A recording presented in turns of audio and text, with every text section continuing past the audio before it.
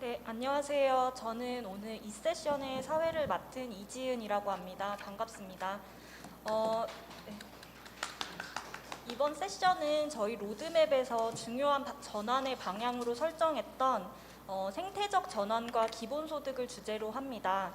그래서 로드맵에 저희 서문에 보시면 사회적 생태적 전환에 있어서 기본소득이 필수 요소이다. 그리고 동시에 어떤 하나의 건축물을 만들기 위해서는 필수제뿐만이 아니라 여러 자재들이 필요하다라고 설명해 주셨듯이 이미 생태 전환을 위해서 노력하고 계시는 여러 선생님들이 계십니다. 그래서 이분들과 오늘 대화하는 자리, 그리고 더 깊이 있는 논의를 하는 자리가 될 것입니다. 그래서 오늘 두 분의 발제자 선생님들 계시고 또 로드맵의 집필진으로 참여하셨던 금민 소장님을 모시고 기후위기 시대에 기본소득이 있는 사회에 대해서 더 심도 있는 논의를 진행해 보도록 하겠습니다. 오늘 진행 순서를 말씀을 드리면 먼저 두 분 선생님의 발제를 듣고요. 그 이후에 패널 토론을 진행을 하고 그리고 플로어 토론과 온라인 질의응답 시간을 갖도록 하겠습니다. 네, 그러면 첫 번째 발제는 녹색당 공동대표이자 기본소득 한국 네트워크 운영위원이시고 농민기본소득 전국운동본부 교육홍보위원장이신 김찬희 선생님께서 맡아주시겠습니다. 큰 박수로 맞이해 주세요. 네, 이지은 선생님 감사합니다. 첫 번째 발제를 맡은 김찬희라고 합니다. 제목이 굉장히 거창한데요. 탈성장 정의로운 전환 기본소득입니다. 하나하나의 주제만을 놓고 해도 제가 사실 다 커버하기는 굉장히 어려운 정말 포괄적이고 어마어마한 주제 같은데요. 이 세 개를 한꺼번에 오늘 제가 발제를 하게 되었습니다. 그래서 그동안 열심히 공부한 대로 또 생각한 대로 여러분들과 함께 나누는 기회를 가져보려고 합니다. 먼저 탈성장의 얘기를 하고 싶은데요. 영어로 프랑스어로 데크로상스, 영어로 디그로스라고 하죠. 탈성장의 정의부터 먼저 같이 한번 공유하고 싶습니다. 여러 가지 정의가 있을 것 같은데요. 얼마 전에 번역된 히켈의 책에 나온 얘기를 한번 같이 공유해 보려고 합니다. 탈성장은 GDP를 줄이는 것에 관한 것이 아니다. 경제의 물질과 에너지 처리량을 줄여 생명세계와 균형을 이루도록 되돌리는 것. 그러면서 소득과 자원을 더 공정하게 배분하고 사람들을 불필요한 노동에서 해방시키며 사람들이 번영하는 데 필요한 공공재에 투자하는 것에 관한 이야기다. 탈성장 경제는 성장을 필요로 하지 않는다. 한국에도 적을수록 풍요롭다는 제목으로 최근에 번역돼서 나왔죠. 여기서 제가 녹색으로 표현되어 있는 내용 중에서 기본소득과 맥락이 연결되고 있는 부분을 잘 이해하실 수 있을 것 같습니다. 공정하게 배분, 노동에서 해방 이런 것과 다 연결되고 있는 측면들이 있다는 것을 우리가 생각할 수 있을 것 같고요. 좀 이따가 그거의 연결점을 좀 더 살펴보도록 하겠습니다. 먼저 탈성장의 문제를 얘기하려면 성장주의 도구마를 얘기하지 않을 수 없는데요. 성장주의는 보통 GDP 성장주의와 연결되어 있죠. 많은 분들이 아시겠지만 GDP는 원래 복지에 대해서 또는 사회의 진보를 측정하기 위한 도구로 개발된 게 아니죠. 1934년에 GNP가 처음으로 개발되었는데 그때 러시아 태생의 미국 경제학자인 사이먼 쿠즈네츠가 개발한 것으로 되어 있죠. 사이먼 쿠즈네츠의 생각은 하나의 숫자로 경기 변동을 표현하는 것이 어떨까, 이런 생각에서 나온 거고요. 아시겠지만 1934년은 공황 직후라서 공황이 이제 회복되려고 하는 상황에서 공황과 화랑, 불황 등을 한꺼번에 표현할 수 있는, 하나의 수치로 표현할 수 있는 그런 도구로 개발한 것이고, 그때 사이먼 쿠즈네츠가 말을 할 때 이 GNP는 절대 복지를 측정하는 수단으로 이용하면 안 된다 라고 단서를 붙여서 발표했음에도 불구하고 우리나라에서 많이 보듯이 3만 달러 시대라니, 2만 달러 시대라니 이런 식으로 마치 전체 사회 구성원의 삶이 개선되고 있는 것 같은 그런 도구마를 퍼뜨리는 도구로 사용되고 있죠. 더 흥미로운 것은 소련이 붕괴된 1991년에 미국에서 GNP 대신에 GDP를 사용하기 시작했는데요. 참 공교롭다고 볼 수 있는데 GDP를 쓰게 되게 되면 뭐 아시겠지만, 예를 들면 미국의 초국적 기업이 남미에서 활동을 하게 되면 남미에서 활동한 실제 기업 활동의 수익을 전부 미국에다 송금한다 하더라도 남미의 GDP로 잡히게 돼서 마치 남미가 경제 성장하고 있는 것 같은 그런 착각을 일으키게 만드는 그런 식으로 GDP가 사용될 수 있고, 초국적 자본주의 시대 때 가장 잘 활용된 수치가 아닌가 하는 생각이 듭니다. GDP의 문제점은 많이 알고 계시니까 넘어가도록 하고요. 특히 로버트 케네디 같은, 존 F 케네디의 동생이죠. GDP가 측정하는 것은 삶을 가치 있게 만드는 것을 제외한 모든 것을 측정하는 게 GDP다. 이런 식의 단언까지 할 정도로 GDP주의에 문제가 많다. 따라서 GDP의 성장으로 한 사회의 성장을 바라보는 것은 큰 문제가 있다고 생각이 들고요. 이때 우리가 생각할 수 있는 것은 성장주의가 이제 문제가 있으니까 GDP 성장이 문제라면 GDP 감소의 방향으로 가야 되는 게 아니냐, 이렇게 우리가 생각할 수 있는데, 아까 좀 전에 히켈의 말씀에서 봤듯이 GDP 감소가 절대 탈성장이라고 등치될 수 없다는 점, 요즘 우리가 확인할 필요가 있다는 것이고요. GDP가 감소했다는 것은 환경적 압력이 감소하는 신호는 될 수 있지만 그 지속 가능성에 대한 정보는 되지 못하며, GDP 감소 자체가 사회 구성원의 삶의 변화를 포함한 사회 진보에 대한 어떤 정보도 없다. 그래서 이제 보통 탈성장주의자들이 탈성장을 어떤 지표에 표현할 수 있을 것이냐, 이런 거에 대해서 많이 연구가 이루어져 왔고, 최근까지 연구는 탈성장은 성장과 달리 하나의 지표로 표현할 수 없다, 다중적인 서로 교차하는 지표로서 탈성장의 지표를 삼을 수 있을 것이라고 하면서 다양한 생물 물리적 지표와 사회적 지표들을 대안적 지표로 제시하고 있습니다. 이 모든 것을 포괄하는 어떤 지점 속에서 탈성장의 목표가 달성될 수 있을 것이라고 많은 분들이 얘기하고 있죠. 전 세계적인 탈성장 회의가 매년 한 해에 뭐 2번도 열리고 3번도 열리고 또 2년에 1번도 열리고 하는데, 두 번째 열렸던 2010년도 바르셀로나 탈성장 회의에서 탈성장의 지표로 요구되는 여러 가지 목표 수치를 제시한 적이 있습니다. 그 중에서 우리가 잘 알고 있는 뭐 불안지표 폐지라든가 커먼스, 뭐 노동시간 단축이라든가 여러 가지 문제가 제시됐고요. 기본소득도 최대소득과 함께 우리가 추구해야 될, 탈성장을 위해서 추구해야 될 과제로 제시된 바가 있다. 그래서 이런 식의 탈성장 회의를 통해서도 우리가 기본소득과 탈성장과의 연관관계를 느낄 수가 있고요. 뭐 간단하게 정리하면서 넘어가기 위해서 기본소득은 탈성장의 매개가 될 수 있다. 기후위기라는 건 우리가 잘 알다시피 온실가스의 지나친 과다 배출에서 나왔는데, 이것은 성장주의 시스템에서 나왔고, 이 성장주의 시스템이 소득 자산 불평등과 함께 동반하고 있다면 소득 자산 불평등을 완화하는 기본소득이 기후위기 극복에 전체는 절대 아니겠지만 분명히 매개가 될 수 있다는 측면을 우리가 확인하지 않을 수 없다, 이렇게 볼 수 있고요. 그걸 한마디로 말해서 기본소득은 소득 자산 불평등을 완화하고 경제성장의 시스템을 해체하는 데 기여해야만 기후위기 극복에 도움을 줄 수 있다는 우리의 간단한 소결론을 내릴 수 있다고 봅니다. 여기서 이제 두 번째 얘기로 넘어가서, 그렇다면 많은 탈성장 회의라든가 많은 탈성장주의자들이 기본소득이 탈성장의 매개라고 생각하고 있음에도 불구하고 기본소득을 선뜻 탈성장의 어떤 조치나 어떤 필요한 수단으로 선택하기를 꺼려하는 움직임도 사실 좀 있다. 이 측면을 좀 다뤄보려고 합니다. 다시 말해서 생태주의자들 중 일부가 기본소득을 주저하는 분위기가 있는데 왜 그런가에 대한 얘기를 좀 해보려고 합니다. 저는 이제 녹색당의 공동대표니까 녹색당의 어떤 지표를 말씀드리고 싶은데요. 녹색당의 기본소득을 강령 또는 주요 정책으로 삼고 있는 녹색당 한번 일별해 봤습니다. 잉글랜드 웨일스 녹색당은 최근에 수치까지도 좀 제시하고 있는데요. 2025년까지 주급 14만 원, 월급으로 하면 곱하기 4 정도로 하면 되겠죠. 이런 제시도 하고 있고요. 뭐 스코틀랜드나 아일랜드 녹색당은 각각 기본소득을 오래전부터 주장하고 있는 녹색당으로 유명하고요.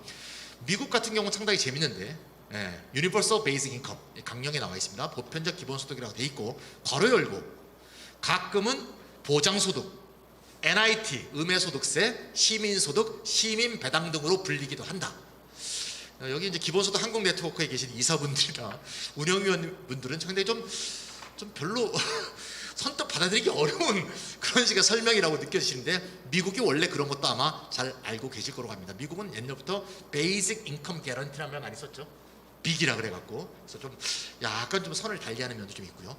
캐나다, 뉴질랜드, 핀란드, 프랑스, 독일 이런 데가 다 이제 기본소득을 강령으로 하고 있거나 정책으로 하고 있는데, 여기서 우리가 쉽게 알 수 있듯이 녹색당은 굉장히 많습니다. 전 세계 90개 넘는 녹색당이 글로벌 그린스에 가입돼 있는데, 물론 제가 모든 녹색당을 다 써놓은 건 아니지만 선뜻 보더라도 유럽의 녹색당들이 많이 빠져 있습니다. 독일만 하더라도 그룬트 아인콘멘, 이게 녹색당 강령에 포함된 게 작년 11월입니다. 매우 늦었던 거죠. 왜 이런 식의 우려들이 생기는가의 지점을 한번 말씀드리려고 합니다. 올해는 두 가지 정도로 제가 정리해봤는데요. 기본소득은 소득을 나눠주는 거고 소비할 수 있는 화폐를 제공하는 것이므로 경기회복의 수단으로 쓰여서 새로운 방식의 성장주의인 케인스주의의 구현에 밑거름이 되지 않겠는가, 이런 식의 우려가 하나 있다고 볼 수 있고요. 소비주의의 우려겠죠. 두 번째는 생태소로 거둔 재원을 기본소득이 아니라 녹색기술 개발이나 보존 보호에 직접 사용해야지 기본소로 사용하는 것은 매취가 안 되는 것이 아니냐, 이런 우려들, 것들이 좀 많이 진행되고 있다고 봅니다. 그래서 먼저 첫 번째 주제, 기본소득이 소비주의를 조장하는가의 지점부터 먼저 의견을 한번 말씀드리려고 합니다. 첫 번째, 1번은 그렇다는 얘기입니다. 소비주의를 조장할 수 있다. 왜냐하면 기본소득은 저소득층의 가처분 소득을 증가시키게 되므로, 그리고 저소득층은 고소득층보다 한계 소비 성향이 크다는 거 잘 아시죠? 방송 들으시는 분들 한계 소비 성향 아실 수도 있고, 높아시면서 말씀드리면 부자는 100이 생긴다고 100을 다 쓰지 않죠. 이미 많은 소비들을 하고 있으니까. 하지만 가난한 사람일수록 100이라는 소득이 생기면 거의 다 쓰겠죠. 없어서 못 쓰는 것이 있으면 쓰게 돼 있습니다. 따라서 한계 소비 성향이 당연히 더 클 수밖에 없으므로 사회적 총소비를 증가시킬 수 있지 않겠느냐, 이런 생각인데, 그런 측면이 분명히 있다, 저는 그렇게 생각하고요. 근데 과연 그런 측면만 있느냐 하는 것이 2, 3, 4에 대한 얘기 되겠습니다. 2번은 기본소득은 소득 자산 불평등을 감소시켜서 과시적 소비 욕구 및 지위제에 대한 수요를 줄인다. 사실 명품을 들 만한 상황이 아닌데도 돈을 모아 명품을 사는 사람들도 많고요. 명품도 또 하나를 오랫동안 들고 다니면 안 된다 그래요. 자주 또 바꿔야 되는 거죠. 심지어 또 명품을 들 수 없는 사람은 명품 짝퉁을 구해갖고 사기도 하죠. 이런 식으로 과시적 소비 욕구의 지위제에 대한 수요는 사실상 사회 속에 존재하는 소득자산 불평등에서 직결된다고 볼 수 있죠. 여러분들 여기 앉아 계신 모든 분들 중에서 아마 집에 다이아몬드 반지 있는 분들 없으실 겁니다. 저도 없습니다. 심지어 금반지도 없습니다. 도대체 IMF 때 다 팔아치웠습니다. 예. 그러니까 다이아몬드 광산의 아프리카에서 광산 채굴도 좀 당연히 줄어들 수밖에 없다, 이렇게 볼 수 있을 것 같고요. 세 번째, 기본소득은 또한 의료, 교육, 주거 등의 영역에서 특정 필요의 발생 자체를 줄이기 때문에 물질적 소비와 낭비를 줄이는 측면도 있다. 특히 4번, 앙드레 고르츠가 얘기했듯이 자율적 영역에서의 다양한 생태적 활동으로 이행을 위한 존재적 평정을 주는 것에 기본소득이 도움을 준다면 아무래도 시장노동을 줄이고 자율적 영역을 할 수 있는 영역을 넓혀줄 수 있기 때문에 오히려 소비주의를 줄이는 방향으로 기여할 수도 있는 측면이 있다. 우리가 여기서 이제 결론 내릴 수 있는 것은 어떤 측면에서는 소비주의를 조장하기도 하지만 다른 한편에서는 소비주의를 극복할 수 있는 많은 대안적인 단서들도 제공할 수 있다는 걸 볼 수 있고, 그런 측면에서 기본소득이 어떻게 더 소비주의를 막고 탈성장에 기여할 수 있도록 할 수 있을까, 그러기 위한 정책적 배치와 또는 정책적 믹스는 어떻게 해야 될 것인가, 이런 고민으로 우리를 이어간다고 보여집니다. 두 번째 질문에 대한 얘기는 에너지 전환 기금에 대한 얘기인데요. 이건 이제 기본소득 한국 네트워크에서 그동안 많이 다뤘다고 봅니다. 저도 운영위원으로 배웠던 얘기를 한번 정리해 봤습니다. 생태세를 걷어서 공공 녹색 투자의 재원으로 삼는 방안은 나름 좋은 점이 있다. 어떤 점보다 좋으냐? 녹색 사기업, 이른바 그린 사기업들에게 세제 혜택을 준다거나 지원금을 주는, 한국에서 지금 주로 쓰는 방법이죠. 태양열 발전을 하게 되면 그 기업에다 지원금을 주는 그런 방식, 이런 식의 시장주의 방식보다는 확실히 좋은 방식이다. 하지만 문제는 생태세의 역진성 문제를 해결하지 못한다. 왜냐하면 생태세는 잘 아시다시피 간접세가 되죠. 간접세는 상대적으로 저소득층한테 더 부담이 될 수밖에 없는 세금이고, 부자들은 별로 상대적으로 부담이 작죠. 예를 들면 부자가 저소득층보다 소득은 10,000배가 될 수 있지만 그렇다고 탄소가 들어가 있는 기름을 10,000배 사용하는 건 아니죠. 3배, 4배 더 쓸 수 있겠지만, 따라서 저소득층한테 당연히 더 과중될 수밖에 없고, 만약에 이렇게 해서 저소득층한테 상대적으로 더 과중된 생태세를 걷어서 공공 녹색 투자에 쓰게 되면 사실상 가난한 사람의 돈을 더 걷어서 공공 녹색 투자에 쓰이게 되는 거니까 오히려 역진성을 가속시키고 더 강화하는 그런 방향에서 쓰인다는 점에서 문제가 된다, 이런 거고요. 그래서 사회정의 문제이기도 하고 또 생태세율을 높이지 못하는 문제이기도 하다. 생태세율을 자꾸 높이면 높일수록 저소득층한테 가해지는 상대적 부담은 점점 더 커지는 것이기 때문에 이런 부분에 어떤 자연적 한계가 주어지기 때문에 생태세율을 과감하게 높이지 못하는 그런 문제도 나올 수가 있다. 어떻게 한다면? 생태세를 에너지 전환기금으로 쓰게 된다면. 따라서 생태세 재원으로 오히려 생태 배당을 하게 되면 에너지 과소비자는 세금을 많이 내고 배당은 n분의 1로 주게 되니까 기후위기 대응 효과에다가 재분배 효과까지 줄 수 있기 때문에 생태세율도 높일 수 있고 또한 생태세 역진성 문제도 동시에 해결될 수 있다, 이렇게 생각됩니다. 다만 이렇게 얘기했다고 해서 에너지 전환기금이 필요 없다든가 녹색 공공투자가 불필요하다든가 절대 그런 얘기는 아닙니다. 다만 재원의 연결성을 좀 더 구체화시킬 필요가 있다는 것이고요. 탄소세처럼 어떤 생태세처럼 역진성의 문제를 갖는 것은 생태배당과 결합을 시켜서 그런 문제를 해결하면서 탄소세율의 적극적 인상을 가능하도록 하고, 뭐 스위스 사례에 있듯이 10년 동안 8배 인상을 했죠. 3분의 1을 배당하고 3분의 1은 녹색 투자에 사용하는 그런 스위스 모델이 되겠죠. 그 다음에 3분의 1만 갖고 또 부족할 수도 있으니까 탄소세는 생태배당에 쓰면서 그린딜과 같이 공공 녹색 투자겠죠. 공공 녹색 투자는 안 하는 게 아니라 더 많이 해야 된다. 바이든보다 더 많이 해야 된다. 바이든이 주장하는 것보다.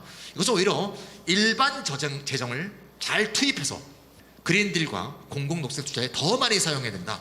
저는 그렇게 생각합니다. 저희 녹색당도 그렇게 생각하고요. 그래서 일반 재정은 일반적으로 누진적으로 구성할 수도 있고, 특히 소득세 재원 베이스면 더욱더 그렇겠죠. 토지 보유세도 마찬가지일 거고요. 여러 가지 일반 재정을 재구성해서 공공 녹색 투자의 재원으로 사용하는 게 오히려 적절할 것이다. 이런 생각이 듭니다. 자, 그 다음에 이건 조금 얘기하고 가겠네요. 그 다음에 가끔 최근에 기본소득 정치공동행동 토론회 때 이런 얘기가 나왔는데, 탄소세 생태배당 모델은 지속성을 목적으로 하는 모델이 아니다는 거.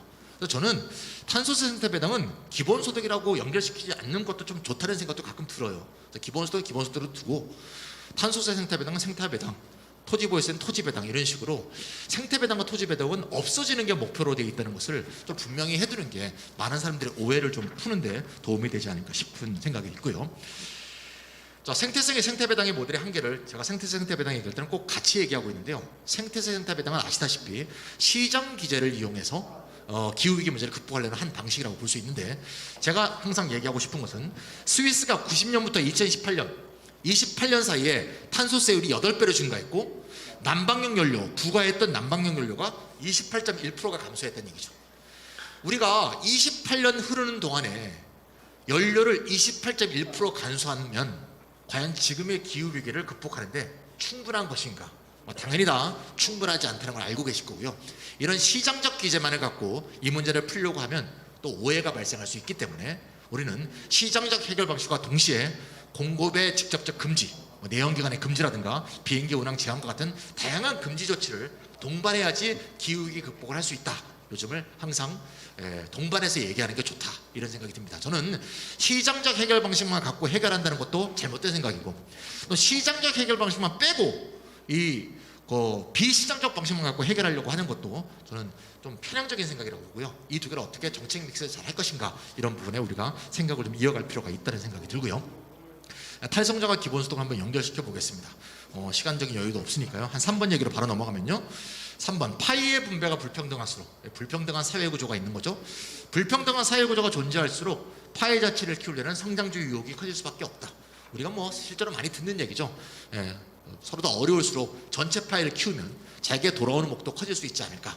분배가 개선되지 않더라도 이런 식의 생각들을 많은 사람들이 하게 되고요.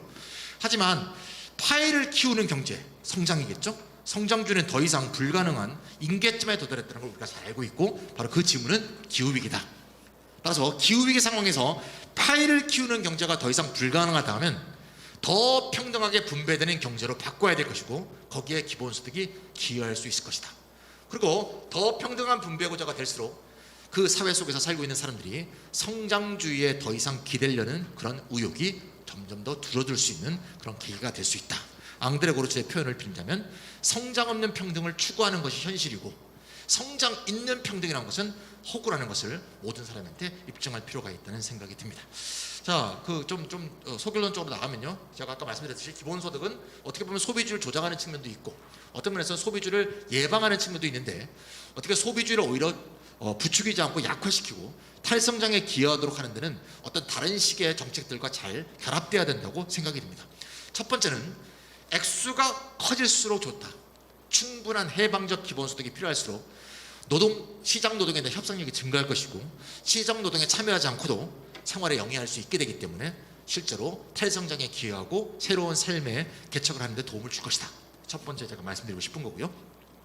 두 번째, 앙드레 고르츠의 표현을 빌면 기존의 사회적 배치가 그대로인 상태에서 작은 규모의 부분 기본소득이 도입된다면 기본소득은 해방적이지 않고 기존의 사회적 배치, 계급 구조 이거를 강화할 것이다. 그러니까 애초에 근로 그 보조금하고는 다름에도 불구하고 실제로 그와 비슷한 기능을 할 수도 있다. 이런 측면에서 안 그래도 그렇지는 기본소득을 도입할 때 노동시간 단축이 수반돼야 되며 또 자발적 활동과 공동체 노동의 확대가 반드시 결합돼야 될 것이다. 이렇게 말씀드린 거 이 점이 굉장히 중요하다는 말씀이 들고요. 다비드 카사소스 우리나라에 참 많이 왔죠. 스페인 네트워크의 부의장이죠. 최근에 이제 한국에 와서 이런 말을 했죠. 보건, 의료, 교육, 주거, 돌봄 등 사회 서비스겠죠. 사회 서비스를 시장에서 구매하는 상황에서의 기본소득은 신자유주의적 기본소득이다. 이런 말을 남겼죠. 그래서 사회 서비스의 공공성 강화와 기본소득 지급이 잘 결합될 때 기본소득이 탈성장에 잘 기여할 수 있다. 이런 측면들을 한번 연결시켜서 말씀을 드려봤습니다. 제가 말씀드리고 싶은 것은 기본소득의 단독으로서 탈성장이라든가 사회전환이라든가 기후위기 극복에 단독으로 기여하는 게 아니라 그 기본소득이 탈성장에 기여할 수 있도록 발휘할 수 있는 다양한 기제들과 서로 시너지를 이루어서 사회 전체의 전환에 기여하게 될 것이다. 이렇게 희망하고 싶고요. 그러기 위해서 우리는 재앙이 닥쳐야지만 재앙이 닥쳐야지만 새로운 기업을 만드는 게 아니라 우리가 미리부터 어떤 디자인을 통해서 이러한 탈성장 사회를 기획해 나가는 게 이제 중요하다고 보고요. 그럴 때 탈성장과 생태적 전환을 위한 기본소득이 결합된 어떤 정책 패키지가 필요하다. 그래서 제가 몇 가지만 정리해 봤습니다. 첫 번째는 교육이 필요하겠죠. 우리가 노동시간이 단축되고 기본소득이 지급되고 시간적 여유, 시간 주권이 늘어나는데 그 시간 주권을 어떻게 영위해 나갈 것인지 스스로 대안을 갖고 있지 못한다면 그것도 굉장히 황당한 사회 전환이 될 겁니다. 그래서 꼭 제도 교육만이 아니라 다양한 형태의 교육들이 사회 전체에서 어떻게 만연할 것인가, 흘러넘치게 할 것인가, 이 점이 굉장히 중요하다고 보고요. 최근에 제가 간디학교 학생들과 함께 토론회를 한번 해봤는데 이런 교육이 정말 필요하구나라는 생각들을 많이 느꼈습니다. 이런 것들을 어떻게 사회 전반에 하면서 아까 앙드레 고르츠가 말한 것처럼 자율적 활동의 어떤 그런 근거들을 마련하는 교육이 필요하고요. 두 번째 노동시간 단축은 많이 얘기했으니까 넘어가겠습니다. 세 번째 좀 말씀드리고 싶은 것은 아까 바르셀로나 회의에서 말했지만 기본소득제와 함께 최대 소득제를 같이 배치하는 것에 대해서도 최근 탈성장주의자들이 많이 얘기하고 있습니다. 특정 소득을 초과하는 구간에서는 세금을 100% 부과해서 더 이상의 초과 소득을 얻을 수 없게 만드는 그런 방법들이 필요하겠죠. 그래서 기본소득 단독만을 갖고는 기본소득을 수령하는 사람과 갑부로 구성된 계급사회가 나올 수 있다. 왜냐하면 이 계급적 격차는 점점 더 커질 테니까요. 그래서 이 갑부 등장을 막는 최대소득제를 기본소득제와 어떻게 결합시킬 것이냐. 그래서 영어로 하자면 기본소득은 플로어가 되고 최대소득은 실링이 되는 그런 식의 어떤 것들이 필요하다. 이런 생각이 들고요. 최근에 어떤 책을 보니까 1인당 국민소득이 2만 달러를 초과할 때는 더 이상 행복이 증대되지 않는 그런 식의 어떤 증거들도 있더라고요. 4번의 화폐제도 개혁, 시간상 그 정도만 말씀드리겠습니다. 5번 참여적 계획경제, 요새는 말 많이 쓰는데요. 관료에 휘둘리지 않는 국가계획을 어떻게 국가가 스스로 세우도록 민주주의와 참여의 정신에 근거해서 국가계획을 세워나갈 수 있는 것인가, 이런 생각이 들고요. 한 1분만 더 해서 얘기를 끝내도록 하겠습니다. 주제 하나가 남았으니까요. 정의로운 전환, Just Transition이죠. 정의로운 전환. 네, 저 20분 내로 하라 그래갖고 말을 이제 빨리 하고 있었습니다. 너무 빨리 하지는 않았죠? 괜찮습니까? 여기 의사님들이 한번 잘 알고 계시니까 잘 이렇게 접수가 될 거라고 봅니다. 정의로운 전환은 Just Transition이고요. 아시겠지만 원래는 노동운동에서 나온 개념이죠. 기후위기 대응 과정에서 산업전환에 따른 노동자의 노동권, 생계 위협에 맞서기 위해서 노동운동에서 시작된 개입 전략이고 미국의 유명한 노동조합 운동가 토니 마조치가 시작을 했죠. 최근에는 다 쓰이죠. 정의로운 에너지 전환, 정의로운 사회전환, 정의로운 노동전환에서 그냥 포괄적인 의미로도 많이 쓰이는 것 같은데 저는 원래 의미대로 노동전환에 대한 얘기만을 좀 정의로운 전환으로 말씀을 드리려고 합니다. 주로 많이 얘기되는 게 과정의 정의로움과 결과의 정의로움이 함께 수반돼야 된다는 말을 많이 얘기하는 것 같아요. 이건 당연하다고 봅니다. 어떤 노동자가 사회 전체 전환을 위해서 노동자의 해고를 정당화할 수 있는 것은 절대 없고요. 노동자가 만약에 사회 전환 과정에서 해고가 이루어진다면 소득의 보장과 재교육, 재훈련, 그다음에 새로운 산업으로 재정착하는 것까지 사회 전체가 그 비용에 대해서 어떻게 감수할 것인가, 이런 거에 대해서 함께 고민하고 사회적 합의를 만들어가는 게 당연하다고 보고요. 다만 문제는 최근에 제가 이제 노조들하고도 이제 많이 얘기하다 보니까 이게 사회 구조의 변동이나 사회 배치, 사회적 전환과 수반되지 않는 정의로운 전환으로 국한되면 곤란하겠다, 이런 생각을 많이 했습니다. 예를 들면 석탄 산업 밑에서 고용된 노동자였다가 같은 월급을 받고 태양열 발전소에서 일하는 그런 노동자로 바뀌는 과정. 그럼 이건 사회 전환과 아무 관계가 없는, 물론 에너지 전환하고는 관계가 있겠지만, 그래서 이것이 실제로 과거의 케인스주의 때처럼 자본과 노동이 성장 동맹을 맺는 새로운 형태, 그러니까 기후위기 시대에 새로운 자본 노동의 성장 동맹이 되어서는 곤란하다. 오히려 이러한 에너지 전환과 정의로운 전환 과정 속에서 오히려 시장 노동을 줄이고 오히려 새로운 삶의 조건들을 만들어 나가는 그런 사회 전환, 그 다음에 이런 전반적인 체제 전환, 이런 것들을 만들어 나갈 수 있는 계기를 삼도록 노동조합 운동이나 모든 기본소득 운동가나 사회운동가들이 함께 고민해야 되지 않을까. 단지 직장만 옮기는 형태의 정의로운 전환은 이 기회에 우리가 어떻게 극복할 것인가 같이 좀 머리를 맞대야 되지 않을까 하는 생각이 듭니다. 이제 결론을 내려보도록 하겠습니다. 결론은 제 결론이 아니고요. 기본소득 한국네트워크가 최근에 낸 훌륭한 책 기본소득에 있는 복지국가의 55페이지를 한번 같이 읽어보면서 결론을 끝내보려고 합니다. 기본소득은 생태지향의 잠재력이 있다.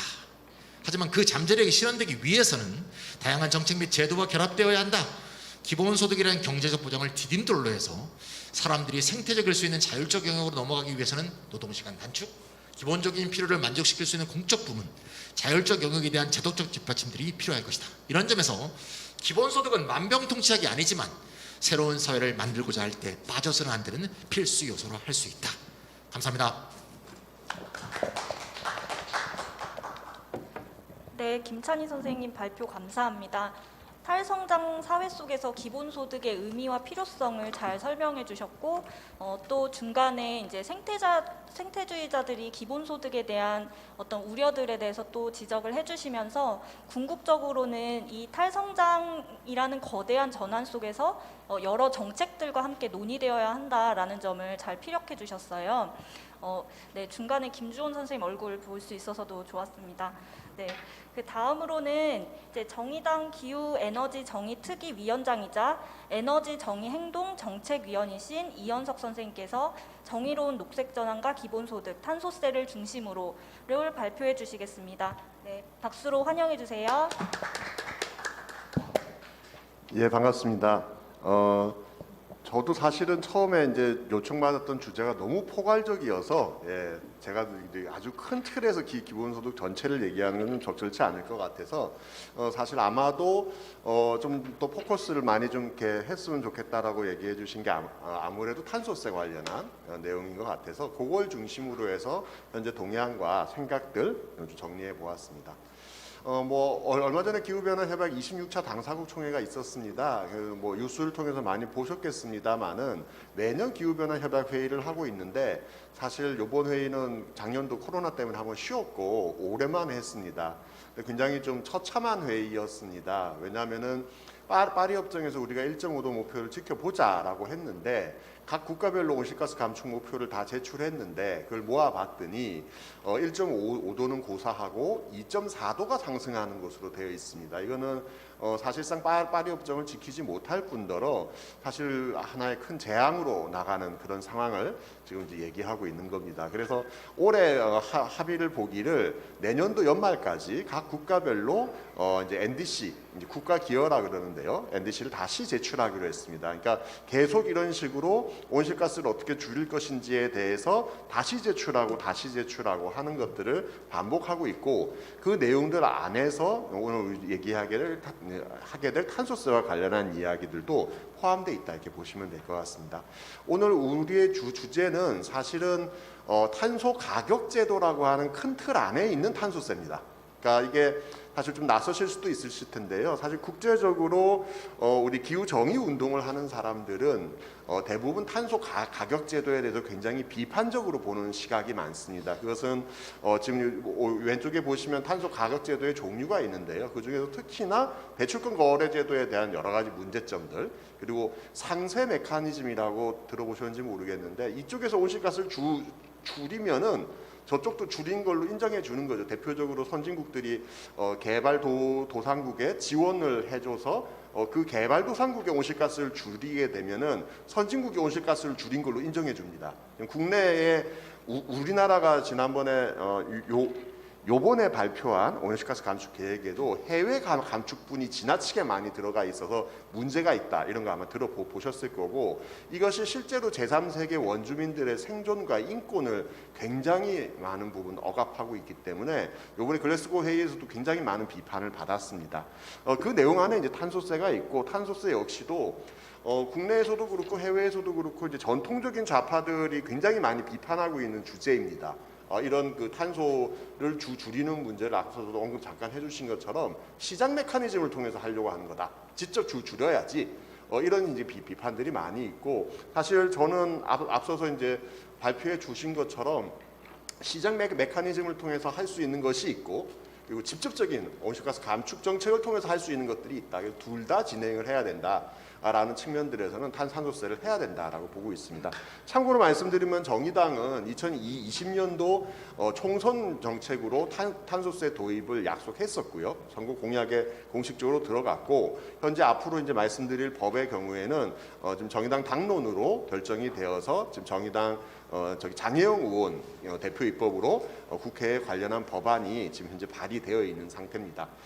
이 탄소 가격 제도와 관련해서 또 굉장히 새로운 쟁점은 EU를 중심으로 해서 탄소 국경세 내지는 탄소 국경 조정 제도가 현재 추진되고 있습니다. 그래서 이것이 지금 시범적으로 시행이 될 것이고, 이렇게 됐을 경우에 사실은 한 나라에서의 탄소 가격을 얼마로 설정하는 것인가 문제가 아니라 국제적으로 문제가 되기 때문에 사실 이제 국내에서 앞으로 더 많은 쟁점이 될 수밖에 없다. 특히나 올해 이제 글래스고 회의를 통해서 국제 탄소 시장이 어떻게 구성될 것인지에 대한 기본적인 룰북에 대한 합의도 있었기 때문에 더욱더 앞으로 논쟁이 뜨거워질 것으로 예상됩니다. 탄소 가격 제도에 대해서는 앞서서 그런 이제 여러 가지 제도들이 있는데, 주로 많이 시행이 되고 있는 것은 현재는 배출권 거래 제도와 탄소세를 중심으로 해서 세계 46개국 32개 지방정부 61개의 탄소 가격 제도가 운영 중입니다. 나라마다 굉장히 많이 천차만별이고요. 그 중에서 특히나 배출권 거래 제도와 탄소세를 중심으로 되고 있고, 한국의 경우에는 배출권 거래 제도가 현재 시행 중에 있고, 탄소세, 명시적인 형태의 탄소세는 현재 도입돼 있지 않은 그런 상황입니다. 오늘은 주제는 아닙니다만은 잠깐 말씀드리면, 한국은 2015년부터 배출권 거래 제도가 시행 중에 있고요. 굉장히 많은 비판이 있습니다. 그러니까 왜 그러냐면은 실제로 이것이 온실가스를 줄이는 것이 맞느냐, 그리고 이것을 기업에게 하나의 빌미를 주는, 그러니까 온실가스를 줄이고 있다는 빌미를 주는 거 아니겠느냐, 그리고 이게 마치 주식처럼 사고 팔 수 있는 거래가 있기 때문에 오른쪽에 보시는 것처럼 가격 제도 자체가 굉장히 등락이 심합니다. 따라서 새로운 시장 창출 효과가 있을지는 모르겠지만 배출권 거래 제도 자체가 온실가스를 줄이는 데는 큰 도움이 되지 않는다라는 엄청난 비판들에 휩싸여져 있습니다. 그래서 전체적으로는 이 배출권 거래 제도를 저도 완전히 좀 뜯어 고치거나 폐지를 포함해서 전반적으로 뜯어 고치는 방법들이 필요하지 않겠나 보고 있습니다. 잠깐 현재 온실가스 감축과 관련해서는 짧게만 좀 설명을 드릴 건데요. 이 말씀을 드리는 이유는 사실은 많은 분들이 탄소세에 대해서 생각하시는 것이 한 1년 가까이 토론을 하다 보니까 너무 추상적이거나 아니면 너무 간단하게 생각을 하시는 경우들이 많아서 조금 몇 가지를 더 넣어봤습니다. 그래서 2030년도까지 문재인 정부는 2018년 대비 40% 온실가스 감축을 하고 있고요. 여기서 이제 해외 감축분이나 이런 게 있는데, 어쨌든 앞으로 전력 수요가 증가할 것으로 정부는 보고 있고, 이건 아마도 전기차라든가 또는 전기화 경향들이 심해짐에 따라서 더 많은 전력 수요가 늘어날 것으로 예상됩니다. 그에 비해서 한국은 뭐 다 아시는 것처럼 정말 많은 석탄을 쓰고 있습니다. 석탄 수입국 순위로 4등이고요. G20 국가들 중에서는 전체 전력 중에 석탄 발전이 차지하는 비중이 6등입니다. 근데 보시면 한국보다 위에 있는 그 국가들이 뭐 남아공이라든가 인도, 중국, 사실 이제 그런 나라들만 사실 있을 뿐이고, 소위 얘기하는 G20 국가들 중에서도 조금 더 상위권에 있는 나라는 한국이 거의 유일하다 보시면 될 것 같습니다. 그래서 대부분의 나라들이 2030년도에 전부 다 대부분 탈석탄을 이미 했거나 2030년도까지 하겠다라는 선언을 하고 있는데, 한국은 이번에도 2050년도까지 모든 석탄을 폐기하겠다는 발표를 문재인 대통령이 한 바 있습니다. 여기에서 이제 저는 많은 분들이 이 재생에너지에 대해서 어떻게 생각하시는지 모르겠는데요. 요즘 저는 개인적으로 목가적인 형태의 태양광과 풍력을 생각하지 마시라고 얘기하고 있습니다. 그걸로는 택도 없고요. 예, 그래서 우리 지금 수도권 전력의 23% 정도를 하고 있는 영흥 석탄 화력 발전소가 있습니다. 인천에 있고요. 여기서 생산하는 것을 해상 풍력으로 대체하려면 대체 어느 정도의 비용과 풍력 발전기가 필요한지를 한번 수치적으로 계산해 보았습니다. 지금 인천에 비슷하게 덴마크 오스테드사가 들어와서 풍력 발전소를 지으려고 한 적이 있었습니다. 이게 한 1.6기가 정도 되는 8조 원 정도를 투자하는 비용이었는데요. 이런 정도 규모면은 지금 있는 석탄 화력 발전소 6기에 한 10분의 1 정도의 전력을 생산할 뿐입니다. 국내에서 진행되는 프로젝트 중에 가장 큰 게 서남해 안에 우리 신안군에 해상 풍력을 짓는 건데요. 8기가 정도를 짓습니다. 이것 때문에 지역에서 반대도 많고 지금 어민들과 충돌도 생기고 있고 여러 가지 논쟁들이 벌어지고 있는데 이 정도를 지으면 약 50조 정도의 돈을 투자해서 풍력 발전기를 지으면 영흥 화력 발전소의 절반 정도를 채울 정도입니다. 이 얘기는 무슨 얘기냐? 지금 우리나라에 전체 70여 기 정도의 석탄 화력 발전소가 있습니다. 규모 큰 것만 따지면 한 50개 정도가 있는데요. 실제로 요번에 그 뉴스 자세히 보시면은 오늘 정도에 이제 독일의 신호등 연정, 자민당, 녹색당, 자민당 연정이 확정됐는데 이 에너지 관련한 부분은 녹색당 정책이 거의 그대로 반영됐습니다. 풍력 발전과 태양광 발전을 확대하기 위해서 독일의 전 국토의 2% 정도를 풍력 발전기로 설치하겠다는 공약이 이미 지난 선거 때 제출되었고 그게 거의 그대로 이번에 반영이 됐습니다. 국토 면적의 2%면 대한민국으로 치면 주택 면적이 한 2% 정도 차지합니다. 어마어마한 양들이 차지한 거고 우리가 탈석탄이나 탈핵 내지는 에너지 전환이라고 하는 것이 사실은 굉장히 그동안 전기를 많이 쓰고 있었기 때문에 굉장히 급격한 변화들을 필요로 합니다. 그것을 이미 해외의 경우는 하고 있고요. 보시면은 매년 독일의 경우에는 해상 풍력을 1기가와트 정도씩 설치했었는데 이번 선거 공약을 보시면은 육상 풍력만 보더라도 1년에 5기가에서 6기가 현재 설치되고 있는 거에 거의 한 5배 이상을 설치해야 되고 해상 풍력은 더 많이 설치를 해야 됩니다. 현재 저희가 계산하고 있는 결과에 따르면은 매년 약 20기가 정도의 재생에너지를 설치해야 대한민국이 전체 전력의 50%를 확충하는 것으로 그렇게 되어 있습니다. 그럼 굉장히 많은 비용이 들어갈 것이고요. 탄소세라고 하는 제도는 그런 것들을 실제 구체화시키기 위한 원동력으로 저는 작용할 것이라고 봅니다.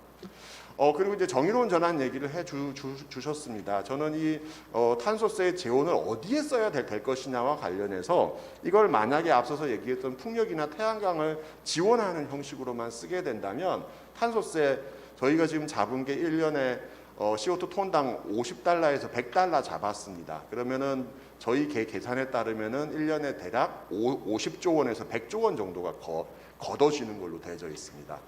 그거 다 닦아 넣어도 에너지 전환을 할 수 없는 거죠. 그건 별도의 재원으로 마련을 해야 되는 겁니다. 반면 저는 이 정의로운 노동 전환과 그리고 각종 정의로운 전환 프로그램에 이 탄소세 재원들이 사용돼야 된다고 보는데요. 지금 현재 정부가 갖고 있는 계획들은 몇몇 일자리들을 그냥 대체하는 아까 지적해 주신 것과 비슷한 얘기를 하고 있고 심지어 그 내용 중에는 기업의 활력을 제고하거나 선제적 사업 구조를 재편하는 그런 법제화까지도 같이 포함돼서 현재 추진 중에 있고 아직 법안이 구체적으로 논의되고 있지는 않습니다만은 아마 내년 초에 국회를 통해서 관련한 입법 논의가 진행될 거라고 봅니다. 지금 저희 당에서도 정의로운 일자리 전환법 또는 정의로운 노동 전환법을 지금 준비하고 있어서 이거에 대해서 대응하려고 준비하고 있습니다. 비용이 얼마나 정도 들어가는 거냐 지금 총리실에서 연구 용역을 줘서 한 결과에 따르면은 대략 전체 그린 뉴딜 비용의 한 10%에서 20% 가까이는 들어갈 것이다라고 전문가들은 답하고 있습니다. 실제로 EU의 경우에도 그린 뉴딜 예산 전체의 10% 정도를 잡고 있고요. 그린 뉴딜 예산 전체가 얼마가 잡힐지는 알 수 없습니다만은 실제 이 정의로운 전환과 관련해서 굉장히 많은 양의 재원이 필요할 것으로 저희는 보고 있습니다. 현재 반면 내년도 예산으로 기후정의 기금이 지금 상정돼 있습니다. 전체 2.5조 원 정도를 상정했는데요. 정부의 현재 계획은 대부분 아까 말씀드렸던 산업을 지원하거나 산업 생태계를 만드는 것에 맞춰져 있지, 그 중에서 약 2천억 정도만을 지금 공정전환 지원 그마저도 실제 내용을 보게 되면은 센터를 구축하거나 이런 부분에 전체를 하고 있어서 실제로 정의로운 전환을 하기 위한 재원을 어디서 마련할 것이냐, 이 부분이 앞으로 큰 쟁점이 될 것으로 보고 있습니다. 독일의 탈석탄법은 좀 넘어가도록 하겠고요. 한국의 현실은 사실은 우리가 정의로운 전환 내지는 탈석탄 얘기를 꽤 오래 했습니다만은 현장의 상황은 과연 우리가 일하고 있는 발전소가 언제 폐쇄될 것이고 나는 어떻게 될 것인지에 대해서 아무도 알려주고 있지 않은 상황이 계속 반복되고 있습니다. 이 조사도 올 초에 했던 조사인데 얼마 전에도 가서 다시 상황이 달라진 것이 있느냐라고 다시 물었더니 뭐 올 초나 지금이나 달라진 게 없는 거죠. 그러니까 실제 아무것도 달라지고 있지 않기 때문에 이 정의로운 전환은 역시도 단순하게 기후위기처럼 선언으로 그치는 것이 아니라 어떻게 할 것인지에 대한 구체적인 대안과 그리고 예산 편성 이런 것들이 좀 필요한 상황인데 한 발짝도 못 나가고 있는 안타까운 상황입니다. 그래서 저희는 지금 기후정의법을 발의했습니다. 저희 쪽 법 체계를 잠깐 설명드리면은 기존의 저탄소 녹색성장법을 대체하기 위한 형태로 해서 처음에는 이제 심상정 의원 대표 발의로 그린 뉴딜 특별법을 발의했었고요. 발의하고 난 다음에 여러 가지 법안들에 대한 문제의식과 논의들이 나오면서 그 법만 갖고는 대응을 하기 힘들다라는 판단을 했습니다. 그래서 올해 4월 달에 기후정의법을 이제 그 정의법을 강은미 의원 대표 발의로 했습니다. 저희는 정의로운 전환 아까 말씀해 주신 것처럼 저는 한국에서 정의로운 전환은 애초에 노동자들을 중심으로 해서 만들어진 저스트 트랜지션이라는 개념으로 시작을 했습니다만은 이 개념을 확대시켜야 된다고 생각합니다. 대표적으로 석유 사용을 다 중단하게 되면 주유소가 다 사라질 겁니다. 그리고 전기차로 다 바꾸게 되면은 카센터가 3분의 1 정도는 할 일이 없어지게 될 겁니다.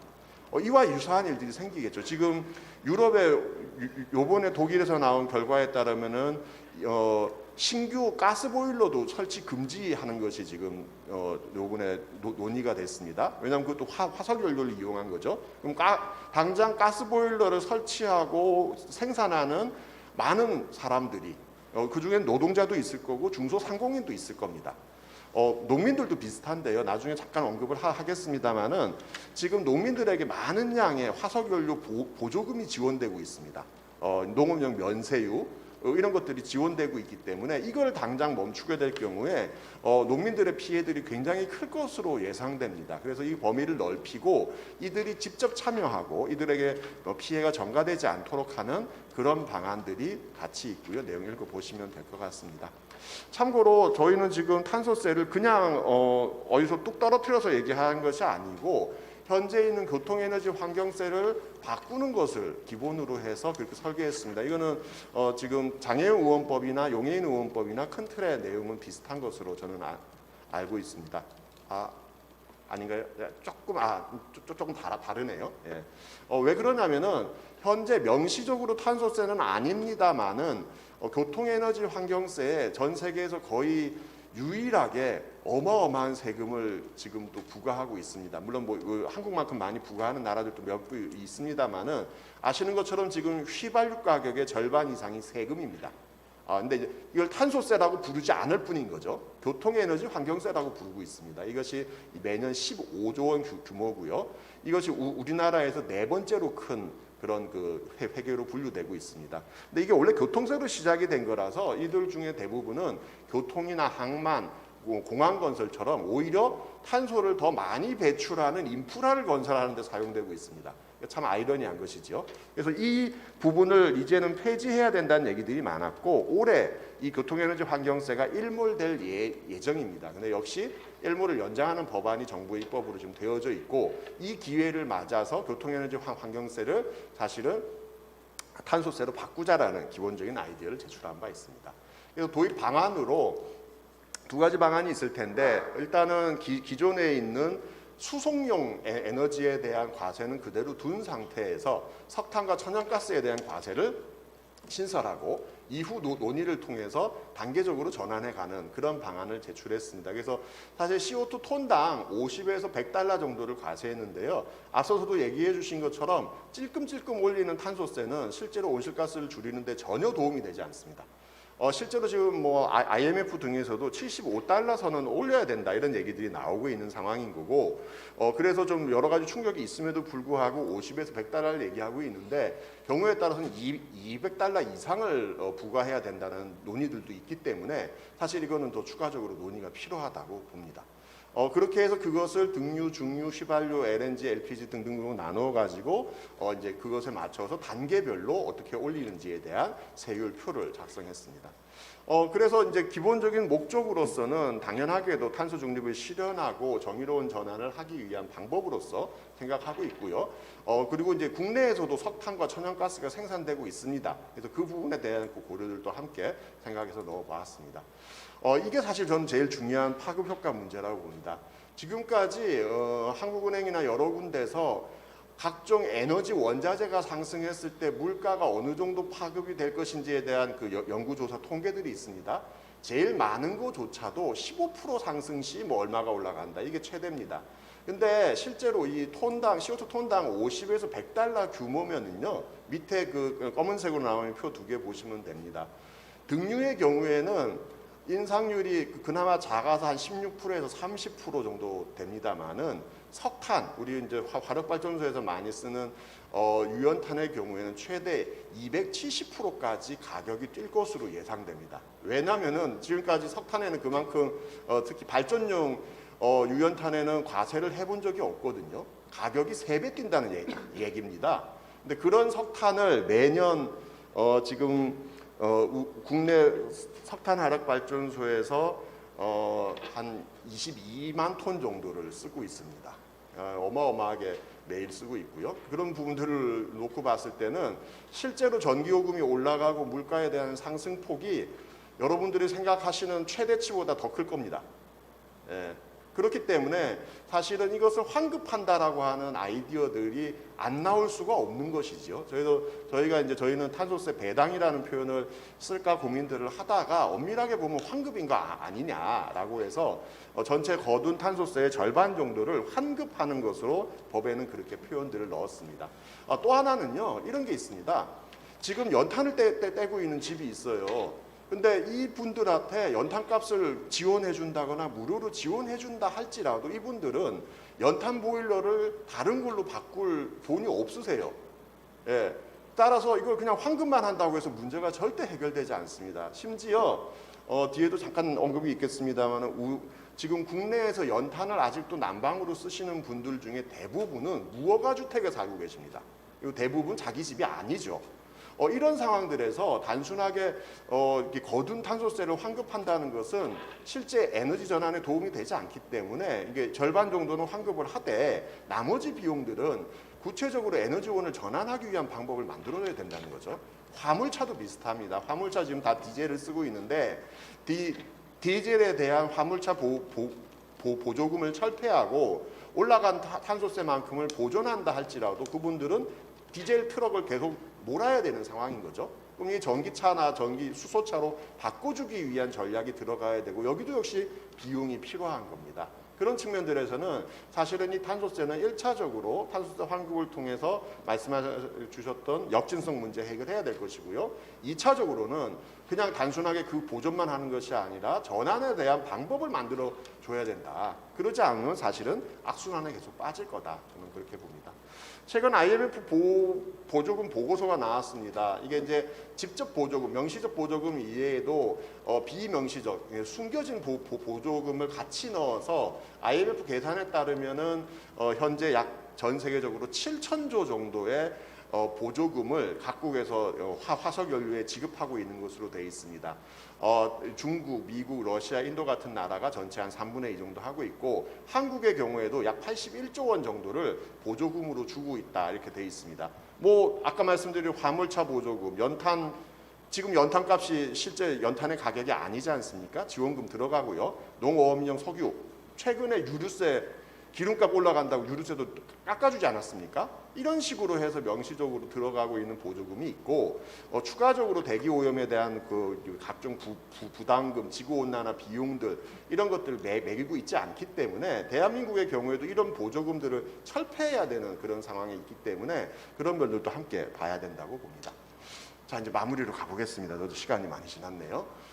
일단은 저는 이제 활용 방안과 관련해서는 기본적으로 정의로운 전환 기금이라는 형태로 해서 그냥 일반적으로 에너지 전환을 하는데 돈이 많이 들어가기 때문에 거기에 땡겨 쓰는 것도 저는 반대한다 이렇게 말씀을 좀 드렸습니다. 왜? 정의로운 전환에 대한 비용으로 쓰는 것이 필요하기 때문에 전체 중에서 절반 정도는 환급하고요. 사실 저희 지금 요번에 낸 법에 따르면 정확하게 얼마를 환급할 것인지에 대해서는 법에 넣지는 않았습니다. 절반 이상은 돼야 된다라고 생각을 하고 있기 때문에 그것은 좀 논의의 여지를 남겨두었고요. 그리고 나머지 비용과 관련해서는 다양한 형태의 전환 비용으로 사용하는 것이 맞다. 저는 그렇게 보고 있습니다. 그리고 아까 보여드렸던 각종 보조금을 일시에 폐지한다 그러면 아까 프랑스의 노란조끼 운동과 같은 어마어마한 저항에 부딪히게 될 겁니다. 따라서 근데 아직 이 부분에 대한 사회적 논의가 있지 않습니다. 그래서 사회적 논의를 시작해야 된다고 보고요. 배출권 거래 제도는 저는 단계적으로 개혁해야 된다고 봅니다.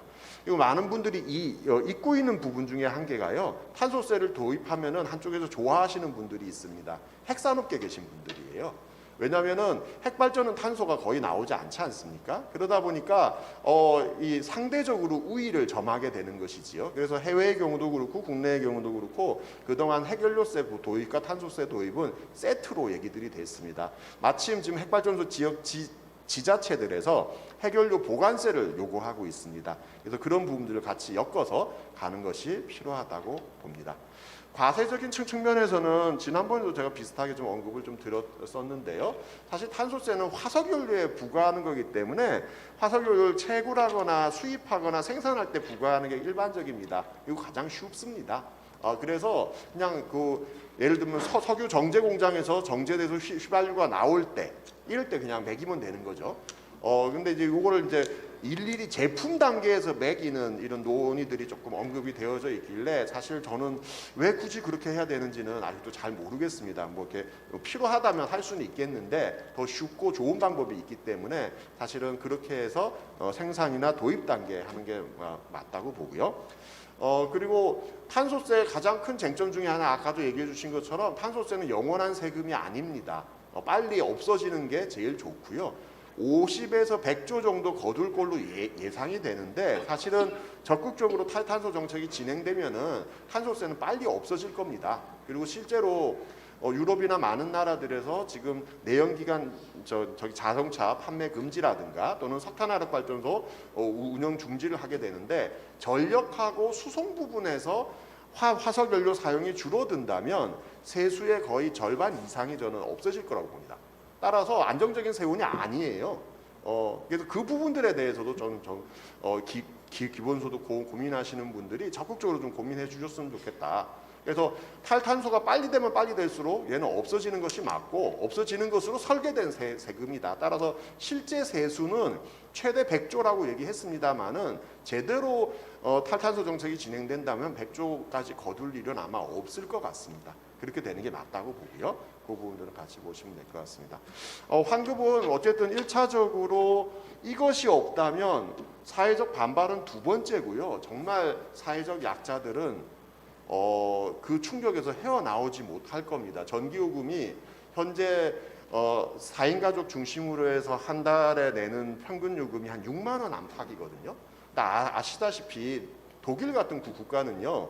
명시적 탄소세가 없음에도 불구하고 지금 전기요금을 우리보다 3배 이상 내고 있습니다. 거기에 탄소세가 부과된다면은 더 많이 내겠죠. 그럼 한 달에 전기요금이 몇십만 원이 되는 거예요.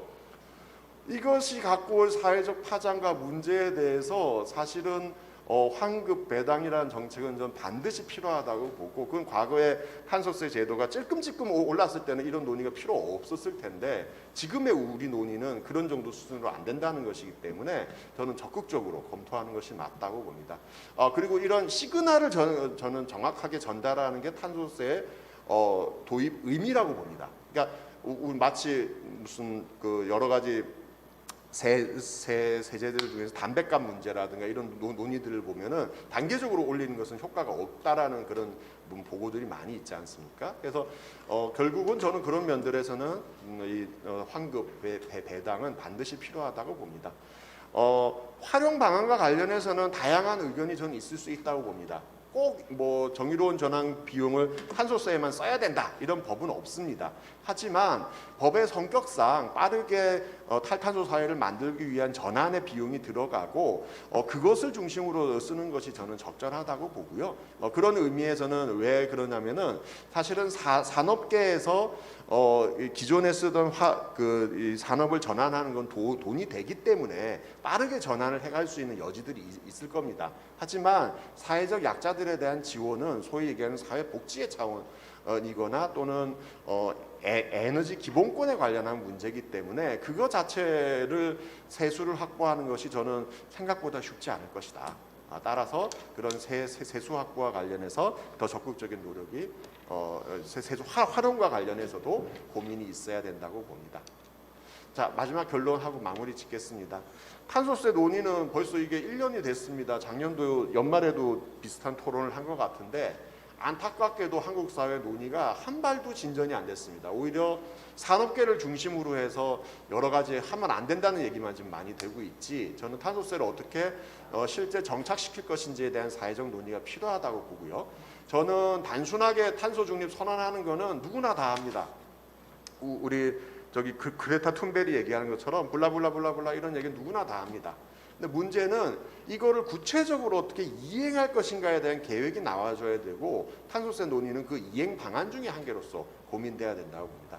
그리고 마지막으로 탄소 국경 조정과 관련해서 저는 굉장히 부끄러운데요. 국내 산업계나 정부에서는 유럽에 가서 계속 우리 좀 어떻게 한번 빼주면 안 되겠니 이런 얘기 계속 하고 있거든요.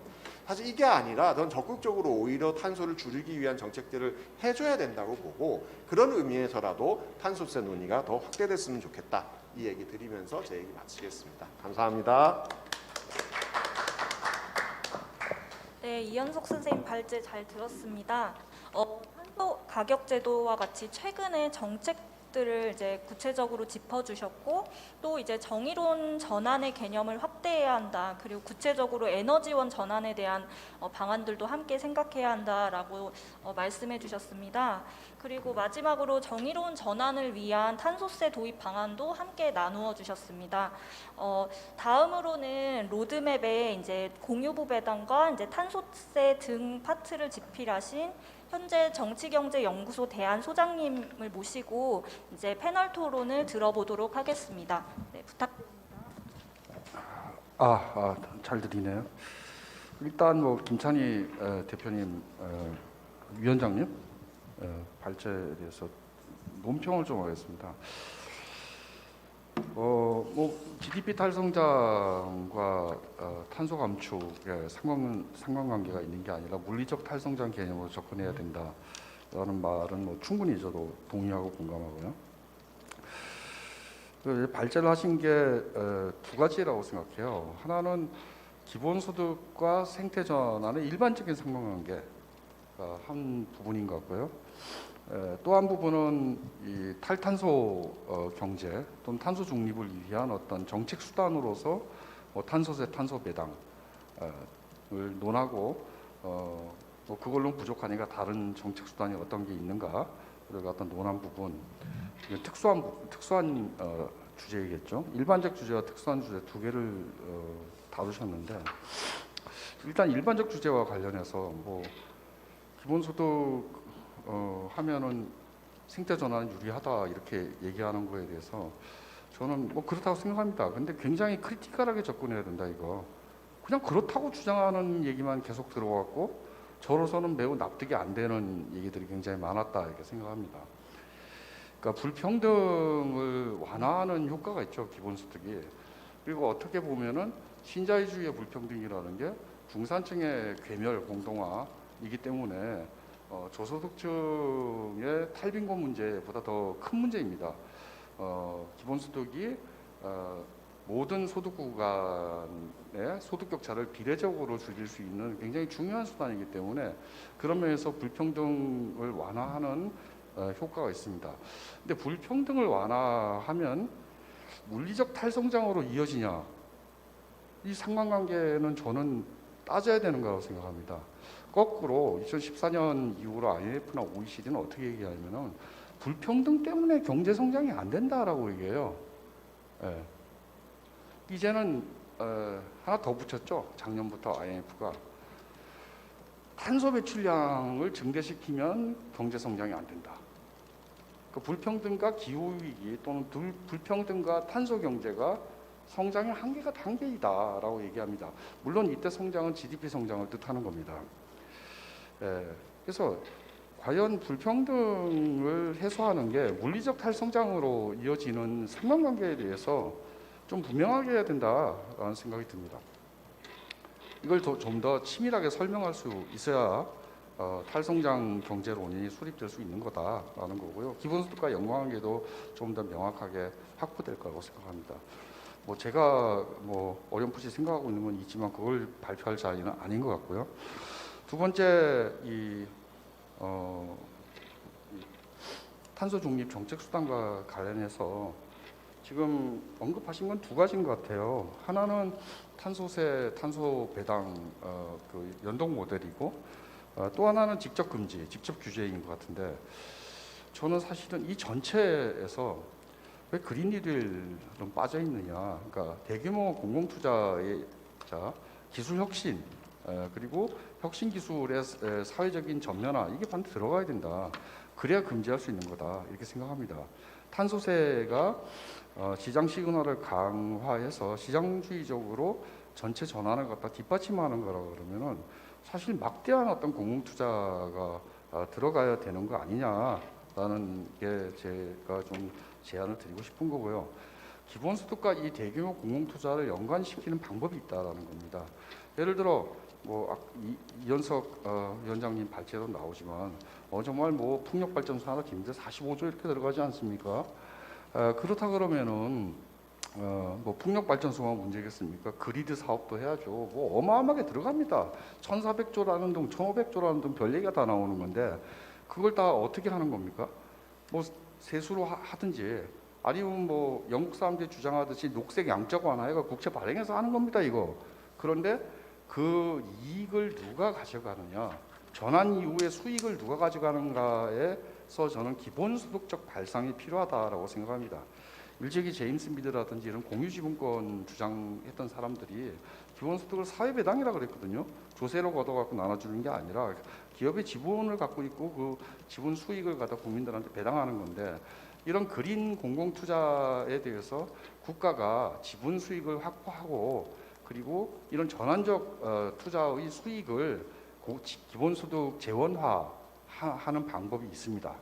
그렇게 하면은 기본소득과 이 생태 전환 또는 탈탄소 전환의 상관관계가 좀 더 조세를 뭐 환급한다 이런 개념과 달리 좀 확보될 수 있다라는 게 제가 뭐 제 주장이고요. 아마 우리 로드맵에도 이제 공유지분 그 편이 들어가 있는 이유가 그런 이유 때문이라고 저는 생각합니다. 그래서 그 부분도 녹색당에서 좀 많이 좀 받아 안아 주시면은 좀 좋겠다라는 이제 생각이고요. 사실 탄소세를 걷어서 탄소 배당을 한다라는 것은 이것은 사실은 수익의 배당이 아니잖아요. 그만큼 탄소 가격이 올라갔잖아요. 그러니까 어떻게 보면은 저소득층을 포함하여 소비자 전체의 구매력을 유지시켜주는 그런 효과를 갖는 거지 이게 더 소득 개선을 효과가 있다 이렇게 얘기할 수는 없죠.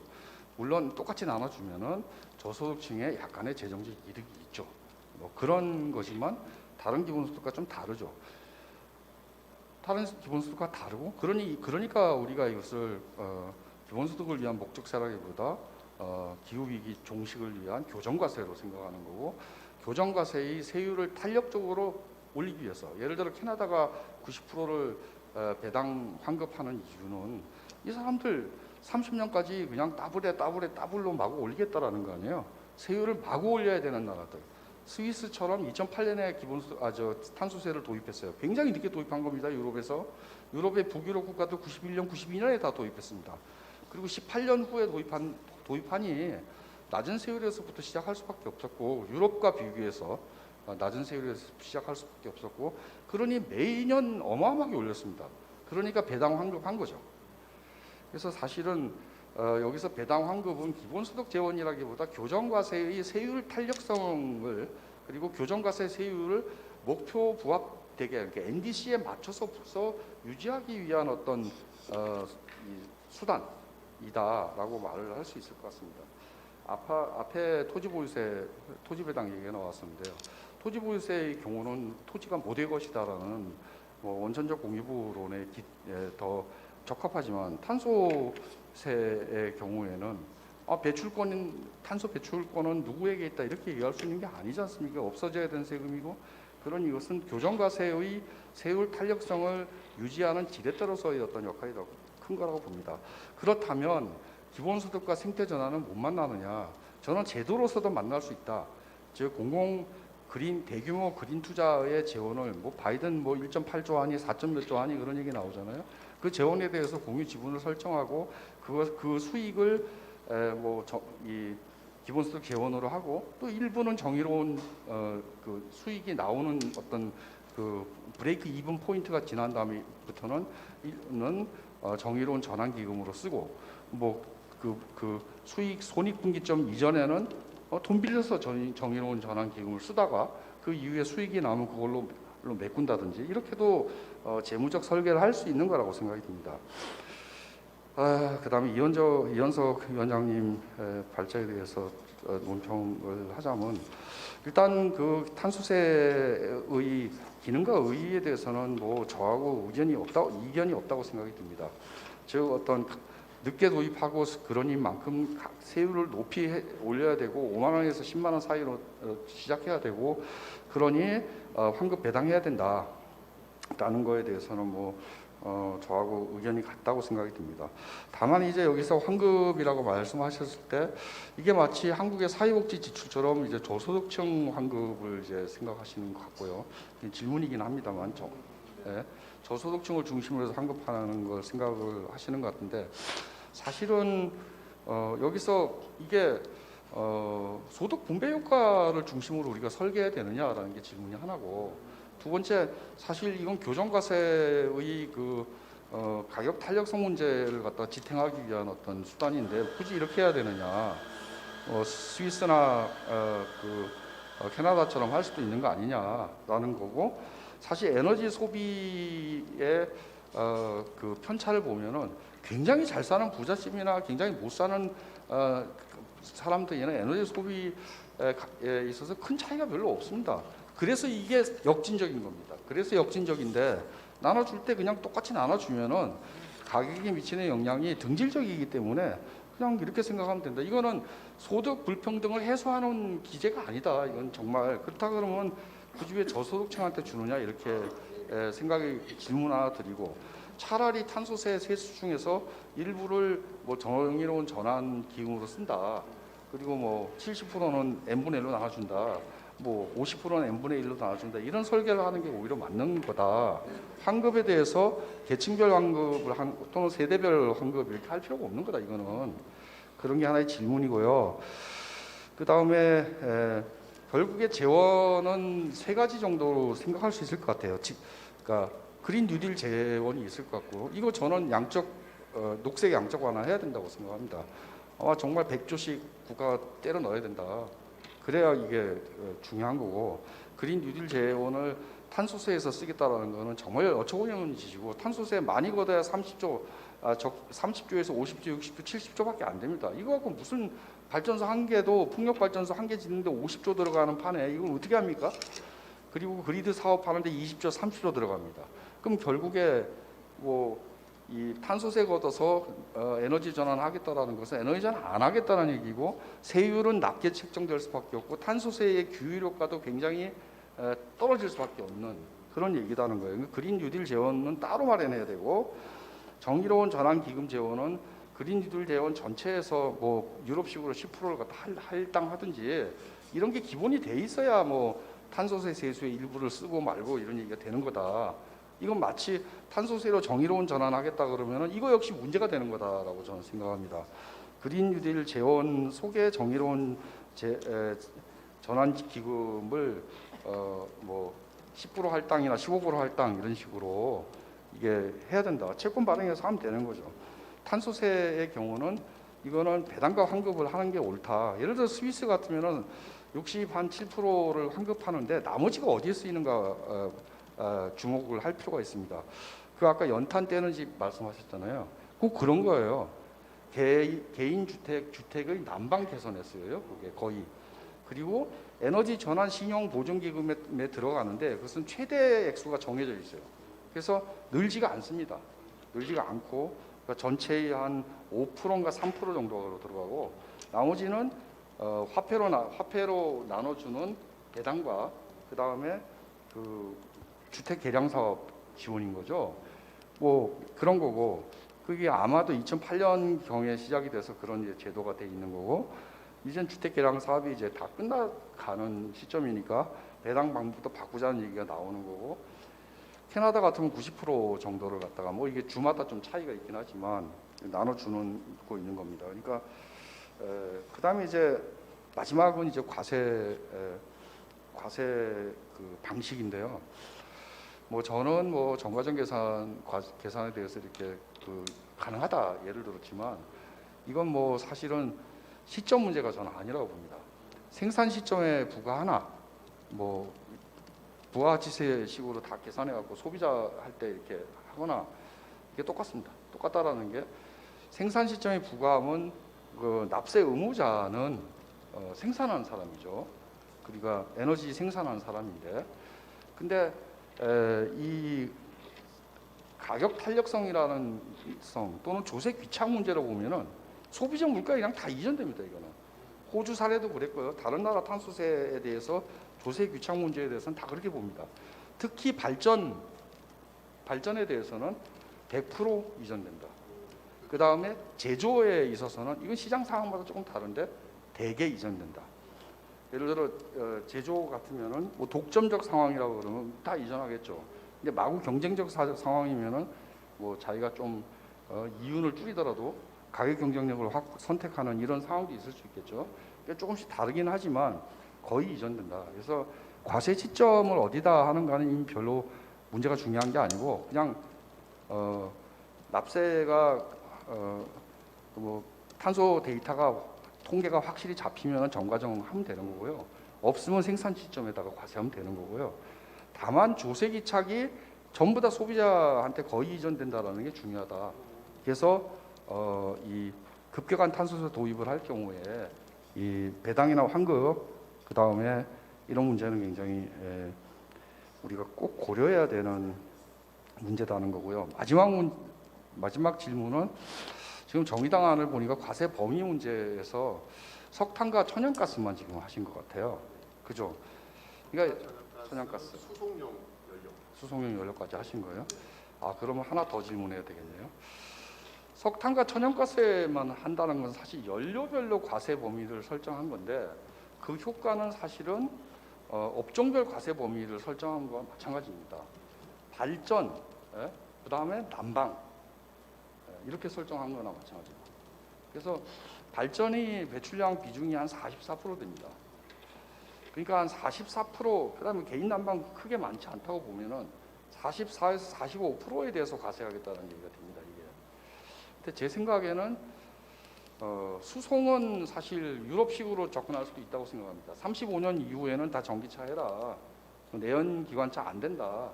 전기화하자 이렇게 접근할 수도 있죠. 그러니까 탄소세로 접근하는 게 아니라 직접 규제로 접근하는 거죠. 수송은 그렇게 갈 수는 있는데 제조에 대해서는 탄소세 부과해야 된다고 봅니다.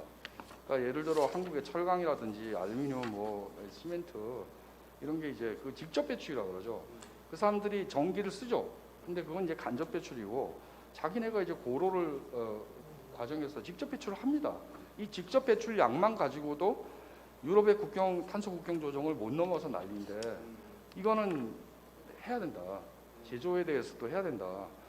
라는 생각이 들고요. 그래서 물론 뭐 요 답을 드리겠습니다. 예, 물론 뭐 그들도 석탄으로 하고 있지만 지금 고로 작업을 석탄으로 하고 있어서 연료별로 석탄은 다 과세한다 이렇게 하면은 직접 배출도 커버가 되겠지만 이게 뭐 사실 석탄만 들어가는 게 아니라 다른 것도 다 들어가거든요. 석탄뿐만 아니라 그리고 뭐 시멘트는 조금 다르기도 하고 그래서 이게 연료별로 할 게 아니라 그냥 산업별로 발전과 제조가 다 커버되게 이렇게 좀 설계할 필요도 좀 있겠다 이런 거고 그다음에 수송은 지금 이제 이게 저도 사실은 이게 난감한 문제였는데요.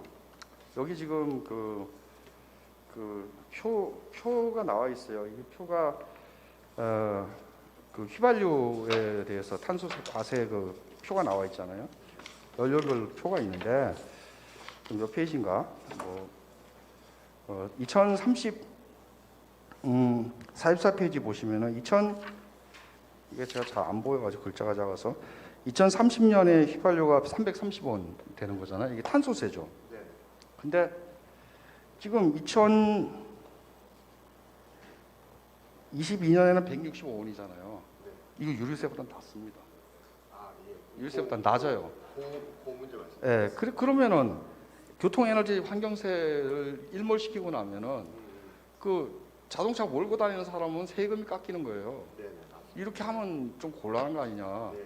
그래서 이게 교통환경 에너지세를 일몰시키더라도 개별 소비세 유류 부분 같은 거 그냥 두고 수송에 대해서는 좀 예외 조항을 두고 뭐 환급한다든지 뭐 조세 기준세율을 정해가지고 뭐 좀 그렇게 가서 지금보다 세율이 낮아지게 할 수는 없는 거 아니냐.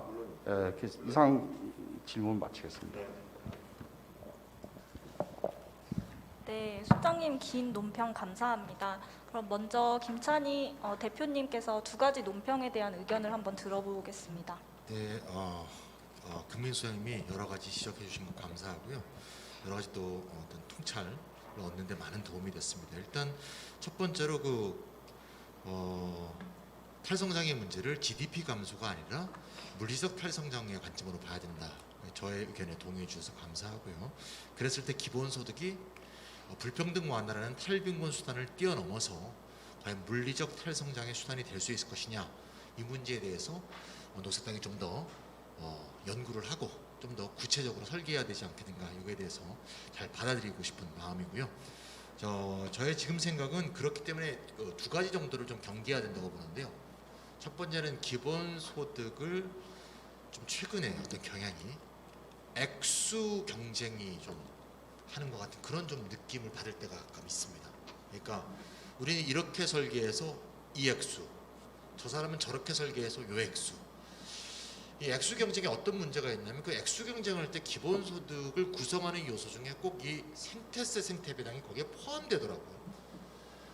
그렇게 되게 되면 아까 이제 지금 이현성 위원장님이 시그널 얘기 많이 했는데, 말하는 사람은 그런 의도로 말하지 않더라도 시그널은 항상 기본소득을 늘리는 곳에 생태배당이 들어가 있게 되면 생태배당을 늘리려 하는 경향, 또는 이게 기본소득의 중요한 요소로 구성되어야 한다는 그런 시그널을 주게 되죠. 듣는 사람한테. 계속 토론회 할 때마다 그런 제기들이 계속 나오고 있다고 봅니다. 그런 식으로 설계해서 제시하는 것이 좀 문제가 있지 않은가 하는 생각이 들고요. 그 얘기는 세상을 정태적으로 보는 것이기도 하고, 생태세와 생태배당이 계속 늘어날 것이다, 또는 늘어나는 것이 바람직하다는 그런 느낌의 시그널을 주고 있다.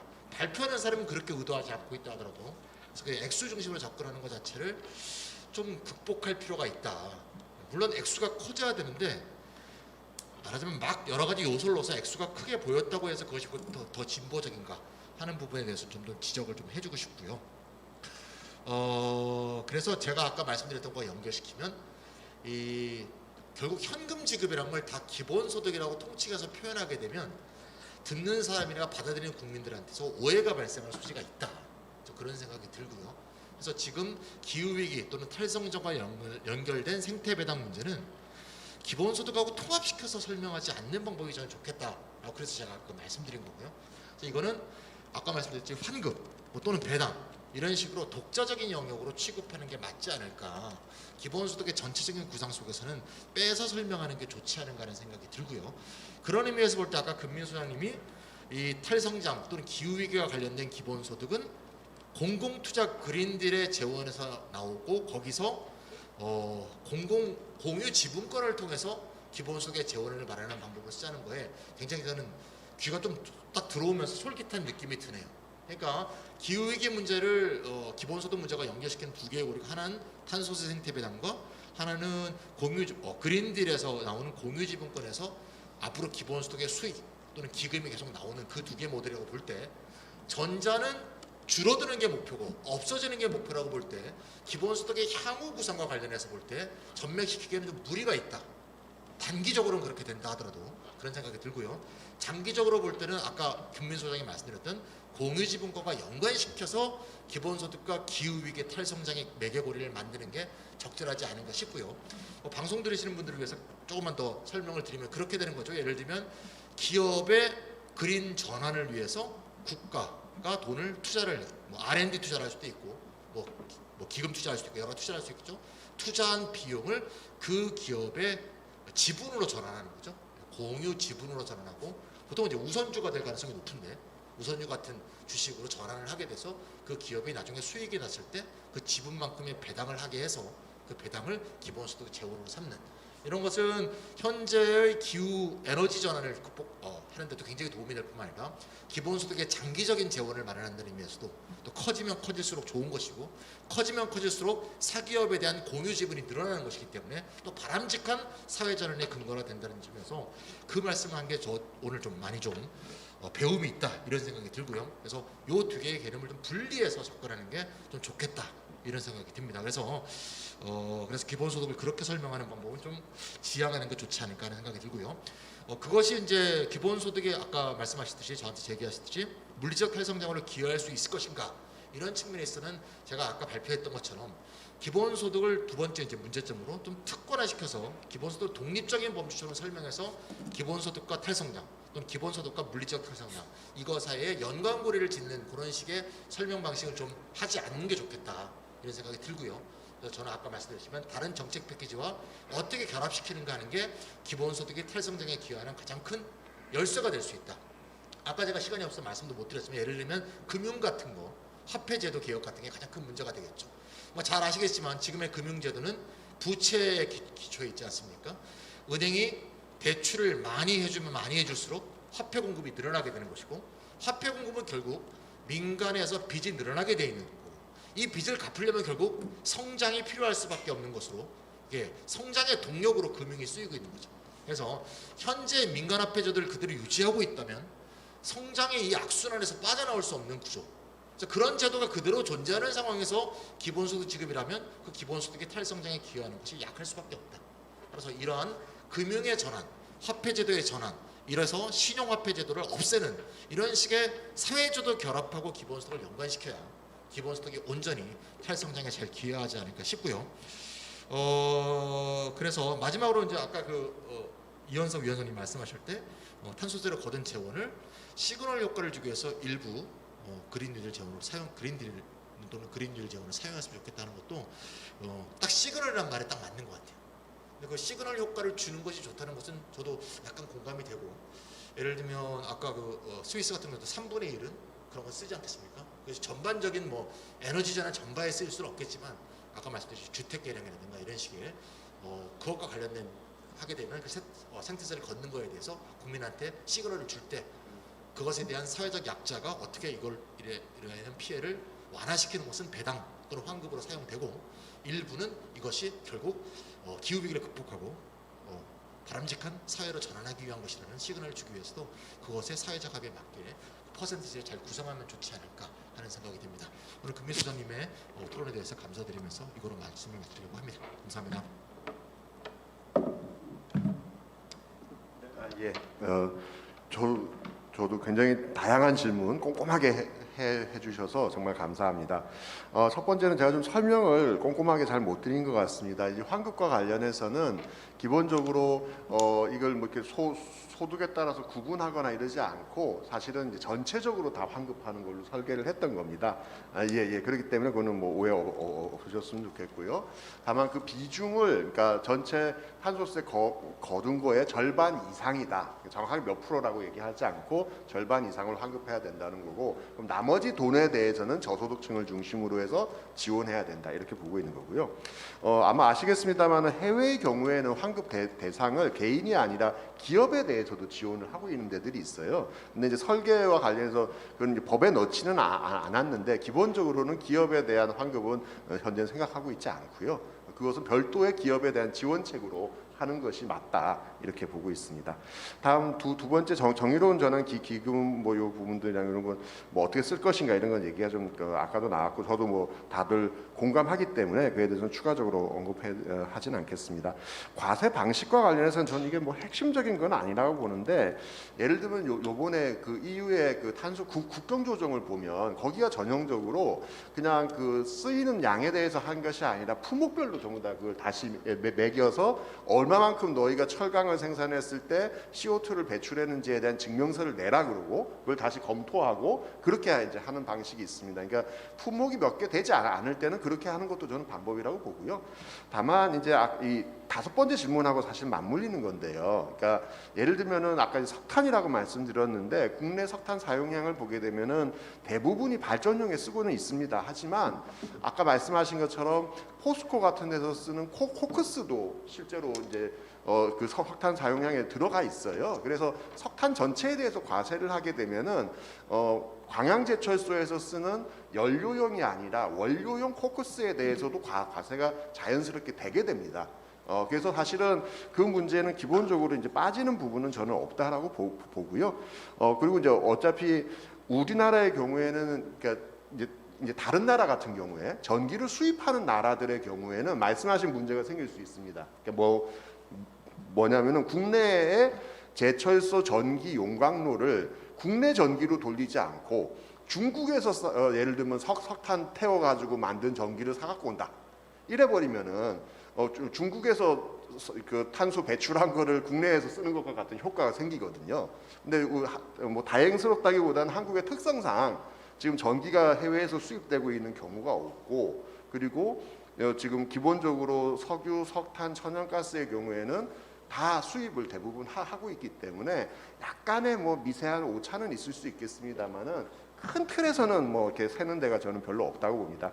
그리고 아까 잠깐 이제 조금 빠뜨렸었는데요. 사실은 이런 식의 시장 내에서 접근한 거 이외에도 그동안 정의당에서는 2030년도 석탄 화력 발전소 중단이라든가 또 2030년도 내연차 판매 중단 같은 그런 이제 정책들을 같이 지금 하고 있고, 저는 그것이 같이 되는 것이 굉장히 중요하다고 봅니다. 그게 없는 상태에서 이것만 있게 됐을 경우에는 또 다른 폐해들이 많이 생길 수 있기 때문에 같이 가는 것이 중요한 포인트고, 그 부분에 대해서는 지적해 주신 것에 대해서 적극적으로 저도 공감합니다. 이상입니다.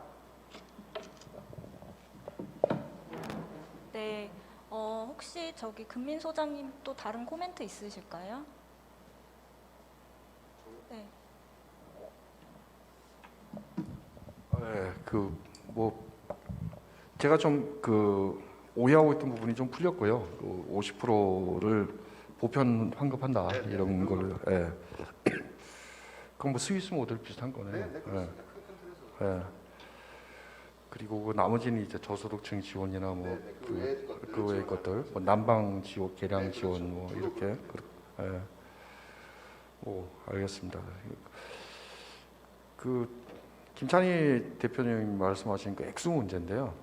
액수 사실 산정할 때 뭐 탄소세까지 넣어야 되느냐 이거에 대해서는 아마 기본소득 네트워크도 다 부담감 가지고 있습니다. 이거 좀 성격이 다른 규정과세인데 이걸 넣어야 되느냐 이건 뭐 그렇게 생각하고 있는 건데, 우리가 뭐 탄소세를 다루다 보니까 이게 넣은 거죠.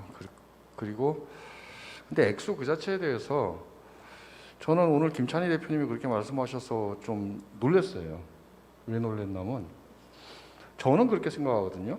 기본소득에 대해서 액수보다 교정과세로서의 기능이라든지 대규모 공공투자와 이 그 공유지분 이런 게 더 중요하고 그다음 세 번째가 액수다. 도입도 안 된 상황이기 때문에 그런 순서로 중요성을 평가하는데 이게 녹색당 대표님이 그렇게 말씀하셔가지고 뭐 참 좋은 말씀하셨다 이런 생각이 들고요. 왜냐하면은 독일 녹색당이 원래 창당했을 때 기본소득 강령이 있었어요.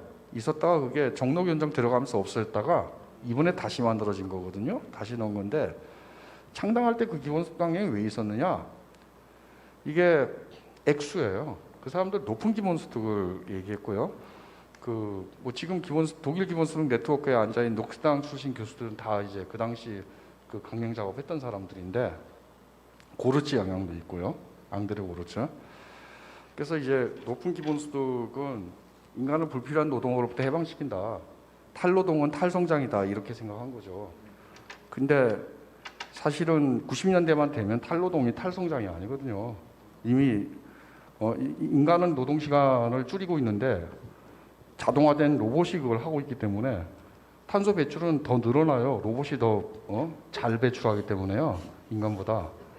그래서 뭐 그런 식의 상호관계는 없어지고 그 다음에 주체에 대한 환상이라는 게 있었어요. 68혁명의 여파 때문에 70년대에는 인간이 임금 노동과 무관한 소득 기초가 생기면은 인간이 그냥 해방적이 될 거다.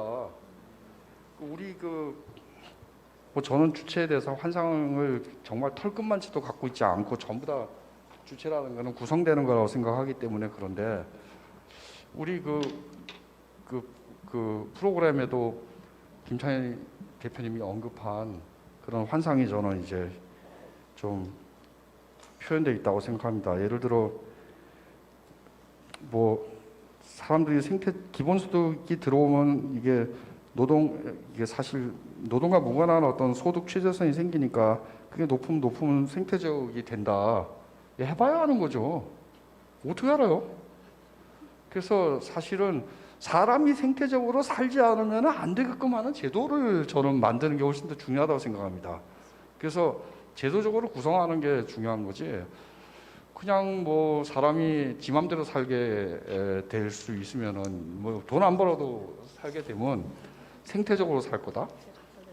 즉 70년대 독일 록스당이 가졌던 그 환상 그걸 넘어서야 실제 제도 속으로서의 어떤 그 내전 제도 속의 내전에 들어갈 수 있을 것이다. 기후 정치도 그런 말씀을 좀 드리고 덕담 비슷한 말씀을 좀 드리고 끝내겠습니다.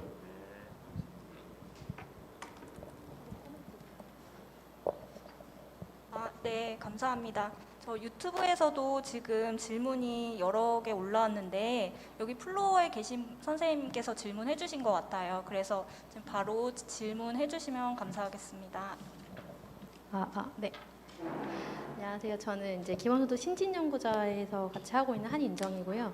그 질문을 드리고 싶은 게 세 가지가 있었는데 그 이현석 선생님한테 질문을 드리고 싶었는데 이제 그 계획을 보면서 느꼈던 게 이제 뭐 한번 말씀을 드리면은 이게 에너지 식민지로부터 과연 모두가 탈피할 수 있는가? 그 정의로운 전환에 빠져 있는 존재와 장소는 없는가? 그래서 제가 만약에 신안 앞바다에 있는 물살이라고 생각을 하고 말을 해보겠습니다. 그래서 먼저 첫 번째는 종중심성인데 그 비인간 동물을 소외하고 있는 거 아닌가? 그래서 예를 들어서 그 신안 앞바다에다가 설치하고 있을 때 이제 가서 봤었거든요. 근데 이제 그 앞에 살고 있는 존재가 정말 인간뿐인가?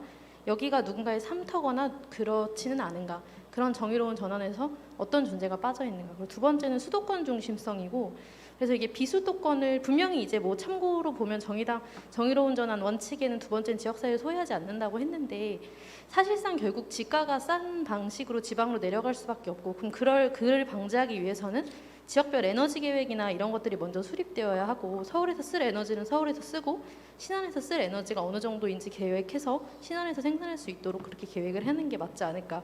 그 이후로는 사실 눈앞에 보이지 않는 고통은 외면하기가 쉬워지잖아요. 그래서 만약에 내 눈앞에서 에너지를 얼마나 사용하고 그 에너지를 내가 전기를 쓴 만큼 내가 저녁에 가서 찬물로 씻어야 된다. 그럼 사람들이 분명히 에너지 좀 덜 쓰지 않을까요? 저희도 이 불을 끄고 하겠죠. 저녁에 뜨거운 물로 샤워하기 위해서. 그러니까 그런 식으로 에너지의 고통을 과연 내가 정말 여기서는 사실 소수자가 나와 있지만 저는 그 소수자의 정말 그 빈민은 있지만 지역사회는 사실 투표권이 서울 물론 인구로 따지는 거니까 1인 1투표라고 생각했을 때 그래서 저는 사실 이런 거에 그 결국 내면에는 결국 표가 있지 않을까. 그러니까 지역표보다는 서울표 많고 서민표 많으니까. 그래서 결국 배제되고 있는 그런 아니면 투표도 못하는 동물, 비인간 동물의 존재들 이런 게 배제되어 있는 거 아닌가 싶고. 그래서 사실 세 번째로 질문을 드리고 싶었던 건 그래서 사실 얘기해 주셨던 그런 부분에 되게 동감을 하고 저도 최근에 이제 화석 그 이제 연료 거기서 일하시는 분 인터뷰를 보고 되게 아 이런 부분이 필요하다고 생각은 했는데 그걸 넘어서서 사실 이 성장 사회라는 것이 결국 기후 위기를 만든 거고 이런 전환을 한다고 해도 쓰레기 문제가 해결된다거나 아니면 노동 중심성이 해결된다거나 수도권 중심성, 뭐 인간 중심성 이런 것들이 사실 해소될 수 있을까라는 의문이 들면서 정의당에서 가지고 있는 이 에너지 총량에 대한 축소 계획 이런 거에 대한 좀 궁금증이 남아 있었거든요. 그래서 거기에 대해서 좀 질문 부탁드리겠습니다. 한꺼번에 할까요? 아니면 하나씩 할까요? 혹시 플로에서 다른 분 질의 있으실까요? 네. 그러면 한꺼번에 하도록 하겠습니다. 네. 두 분 발표 감사하고요. 한희정 선생님 질문하고 약간 연동될 것 같아서 이른바 이제 정의로운 전환에 관한 문제인데 그 두 발표자님 다 해당할 수 있을 것 같은데 어쨌든 여기서 정의로운 전환을 좀 더 뭐 넓게 보건 아니면 좀 더 약간 그 기후 정의법전 좀 약간 좁혀서 보건 간에 현재부터 미래까지의 과정 속에서 닥칠 수 있는 어떤 불이익을 중심으로 설계되어 있는데 사실 기후 위기라고 하는 게 어쨌든 저희가 1.5도니 2도니 다 이야기하는 게 산업화 이전 기준으로 말하는 거잖아요. 그러니까 이 기후 위기라는 게 어쨌든 누적되어 온 거고 그랬을 때 어쨌든 그 과거의 책임이라는 문제가 사실은 있고 그게 사실은 또 나중에 재원 문제랑도 연결이 될 텐데 예를 들면 화석연료 기업의 보조금을 끊는 게 문제가 아니라 그동안 기후 위기를 낳았던 것에 대해서 도리어 벌금을 물려야 되는 예를 들면 이런 정도까지를 사고한다면 그래서 처음에 질문에 돌아가면 현재부터 미래까지가 문제가 아니라 과거부터 현재까지의 정의의 문제는 담아낼 수가 있는 것인가 담아내기가 굉장히 어려운 것인가 담아내려면 뭐 어떻게 해야 되는가 이 문제하고 왜냐면 이거 우리가 이제 전환이라고 얘기했으니까 물론 이제 전환의 폭과 뭐 깊이에 대해서는 이제 사람들마다 어쨌든 이견들이 있긴 하지만 그 한희정 선생님이 어쨌든 그렇게 질문하셔서 그렇게 연동해서 말씀하시면 어떨까 싶어서 함께 질문드렸습니다. 네, 감사합니다. 그럼 이현석 위원장님께서 먼저 말씀해 주세요. 예, 좋은 지적해 주신 것 같습니다. 이게 사실은 에너지 식민지 여기서 에너지 식민지는 주로 이제 지역을 얘기하는 것이겠지요. 제가 아까 발표드린 자료 보시면은 페이지로 38페이지 보시면은 그 서울 경기권의 그 전력 자급률이 나옵니다. 서울, 경기, 인천이 있습니다만은 서울은 전력 자급률이 11%입니다. 근데 이게 서울이 11%가 된 게 불과 1, 2년밖에 안 됐거든요. 그 전에는 3%밖에 안 됐어요. 왜 이렇게 튀었느냐? 여의도에서 바로 보이는 여기서도 얼마 안 떨어져 있죠. 당인리 화력발전소가 있습니다. 그거 한 기가 들어서면서 3%였던 게 11%가 됐어요. 바꿔 이야기하면 저거는 지금 천연가스를 쓰는 거기 때문에 저게 대안이 될 수 없습니다만은 저런 거 한 12억 개 있으면은 서울은 에너지 자립을 할 수 있습니다. 예. 근데 못 짓죠. 지금 당인리 화력발전소도 동네 반대가 당시에 어마어마하게 있었고요. 비슷하게 저런 시설이 들어서는 것에 대해서 원치 않습니다. 반면 심지어 집에 설치하는 미니 태양광 한 개 크기가 요거 책상만 합니다. 요거 집에 베란다에 설치하는 것도 동대표 회의에서 반대해가지고 우리 문재인 정부 1기 산업자원부 장관이 자기 집에도 설치를 못했습니다. 그러니까 사실은 이런 문제를 뛰어넘어야 된다고 보거든요. 그래서 말씀하신 것처럼 사실 우리가 쓰고 있는 에너지를 눈으로 어떻게 가시화하게 할 거고, 사실은 자기 집에서 자기가 생산할 수 있는, 물론 서울의 아파트에서 에너지를 100% 자립하기는 거의 불가능합니다. 하지만 100%는 아니더라도 20%라도 생산할 수 있도록 하는 그런 정책들이 저는 같이 있어야 된다고 생각하고, 이번 대선에서 사실 그런 걸 좀 준비하고 있습니다. 그래서 아주 작게는 이제 킬로와트급, 그 위에는 뭐 메가와트, 기가와트에서 각 단위별로, 또 아까 잠깐 이제 언급해 주신 것처럼 실제 수익과 연결될 수 있는 방법들을 좀 고민하고 있고, 조만간 곧 나오게 될 거니까 좀 보시면 될 것 같고요. 사실 인천 앞바다에 풍력을 지어야 되고, 또 이쪽에 신안에 풍력을 지어야 되고 하는 일들이 생기는 것들도 저는 그런 것들이 같이 고려돼서 진짜 여기에 그런 발전소가 필요한 것인지에 대한 사회적 논의가 있어야 된다고 봅니다. 또 하나는 이제 미래 얘기를, 미래라든가 전환, 또 역사적 책임 얘기를 해주셨는데, 우리가 저는 잊어버리고 있는 대표적인 것 중에 하나가 이거라고 봅니다. 대한민국이 사실은 1950년도 이후로 본격적으로 석탄이나 석유를 쓰기 시작했는데, 전 세계 지금 누적 온실가스 배출량 17입니다. 16위, 17위 계속 왔다 갔다 하거든요. 그러니까 사실 190여 개국 중에서 한국이, 대한민국이 빨리빨리 나라다 보니까 늦게 시작했지만 사우디 같은 나라랑 거의 비슷한 정도의 온실가스를 지금까지 배출했고요. 따라서 역사적 책임으로부터 한국이 자유롭지 않습니다. 그러니까 저는 이제 앞으로 우리가 한국 사회에서 논의해야 될 사회적 논의 중에 이런 게 있다고 봅니다. 대한민국은 경제 10위권의 국가이기 때문에 2030년도에 전기차 전환이 그래도 저는 가능할 거라고 봅니다. 근데 문제는 동남아시아는, 아프리카는 그럴 수 있는 여러 가지 여건들이 안 된다는 거죠. 그랬을 경우에 그럼 한국과 같은 선진국이 얼마를 출자하고 얼마를 내놓을 것인가에 대한 고민들이 이제 본격적으로 저는 시작돼야 된다고 봅니다. 우리가 미국이나 뭐 다른 유럽 선진국들에 비해서 역사적인 책임이 그 나라들보다는 덜하지만, 그렇다고 해서 아예 없는 것도 아닌 거거든요. 사실 이제 그런 종류의 고민들이 저는 더 많이 돼줘야 되고, 그건 또 스케일을 작게 해서 우리나라만 놓고 본다면은 과거의 밀양의 송전탄 문제라든가 이런 식으로 해서 스케일을 크게 했을 때 글로벌한 스케일에서의 책임, 그리고 그걸 국가 단위에서의 책임, 그리고 또 국가보다 더 작은 광역이나 기초 단위에서의 책임들은 또 다 나눠질 거라고 봅니다. 그래서 다양한 스케일에서 이런 책임에 대한 논의들이 앞으로 더 있어야 되는 거 아니냐, 그렇게 봅니다. 네, 앞에 그 한인전 선생님이 질문하신 거하고도 관계해서 좀 덧붙이면서 안효상 이사장님 말씀에 답변을 드리도록 하겠습니다. 아까 그 지역이 사실상 소수자다 이렇게 말씀하신 것이 귀에 딱 꽂히네요. 사실상 우리나라 서울공화국이고, 서울이라는 사실 지배 지역이 다른 모든 지역을 사실 수탈하고 있는 그런 구조에 있고요. 특히 에너지 문제는 더욱더 그러하죠. 그래서 저는 그 에너지 관계에서는 그 에너지 분권을 우리 녹색당에서 계속 주장을 해왔고, 실제로 서울에서 쓰는 또는 수도권에서 쓰는 에너지를 뭐 이 경상도라든가 또 좀 강원도라든가 충청도에서 끌어다 쓰는 이런 식의 구조 자체를 어떻게 혁파해야지 한국 사회에서의 이 탈성장이나 한국 사회의 대전환이 가능하다는 입장을 계속 갖고 있어 왔습니다. 그래서 에너지 분권이라는 개념을 좀 더 넘어가서 에너지 연방제 이런 느낌으로 각 지역에서 쓰는 에너지는 스스로 생산한다는 원칙, 이게 갑자기 11% 하다가 100%가 될 수는 없겠지만 이걸 단계적인 로드맵을 만들어서 스스로 쓸 수 있는 에너지를 스스로 만들어 나가는, 그래서 에너지 자급 또는 에너지 분권, 에너지 연방제 이런 것을 차기 정부 또는 차차기 정부에서 만약에 기후 대통령이라면 그런 식의 어떤 목표를 세워야 된다고 봅니다.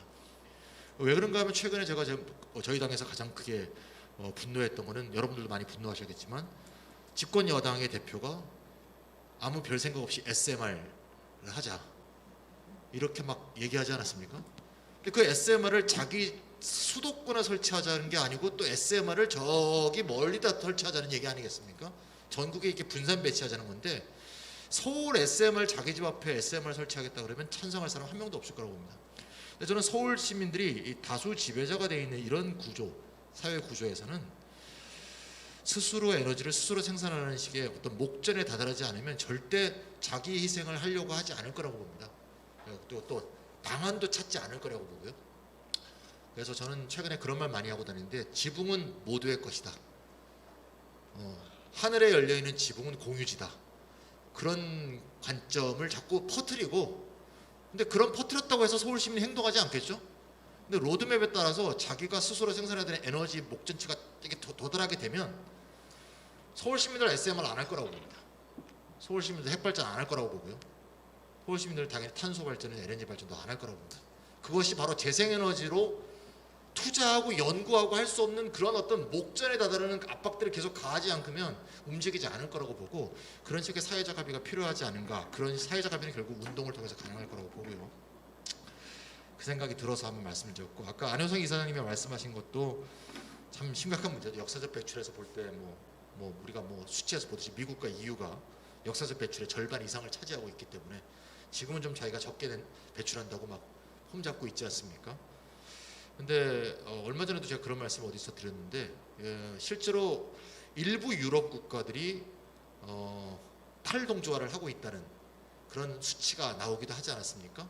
에너지 배출량을 줄이면서 또 탄소 배출량을 줄이면서 성장을 한 그런 통계들이 나오고 있고, 그것이 이제 녹색 성장의 증거를 마치 말하고 있는 것처럼 자기들이 떠드는데, 사실상 그거는 탄소를 많이 배출하는 산업을 중국이나 인도나 방글라데시로 이전시켜서 자기들이 탄소 세탁을 했기 때문에 자기 국내에서 그렇게 보일 뿐이 아니겠습니까? 최근에 어떤 책을 봤더니 중국에서 생산되는 배출 가스의 23%가 수출용이라는 것이 있더라고요. 그러면 23%의 그 수출용은 전부 미국하고 유럽이 분담해야 될, 또 우리 한국도 마찬가지겠죠. 그런 배출을 중국이 대신 배출하고 있었던 것이다. 이런 인식들을 일단 넓혀 나가야 되겠고요. 이것은 최근에 우리가 백신의 불평등에서 많이 보듯이 이 좀 한국과 같은 선진국은 부스터샷을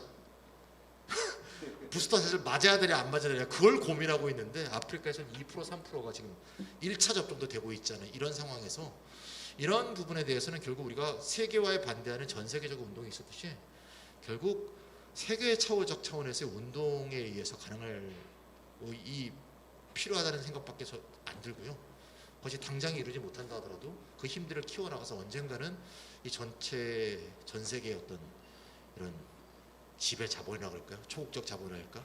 이것과 맞서 싸울 수 있는 세계 민중들의 힘이 강화되지 않으면 불가능할 것이라는, 어떻게 보면 허탈하기도 하지만 어떻게 보면 그거 말고는 대안이 없는, 그러니까 백신 문제에 보더라도 그런 식의 생각이 들드는 그런 식의 국제적 운동을 향해서 녹색당도 계속 노력해 가겠습니다.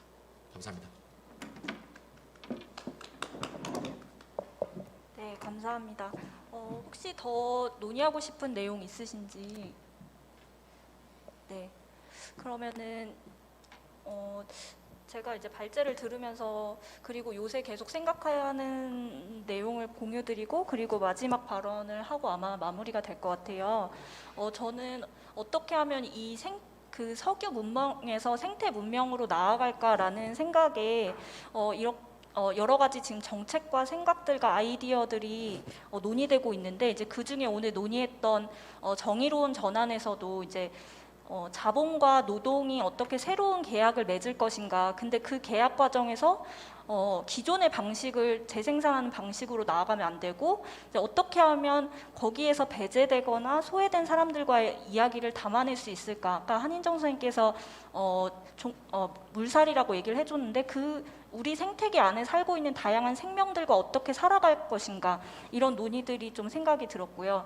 그리고 이제 사실 코끼리를 날씬하게 하는 게 아니라 코끼리를 달팽이로 만드는 어떤 경제적인 전환에 지금 국면에 있어서 우리는 많은 것을 멈추거나 새롭게 시작해야 한다고 생각합니다.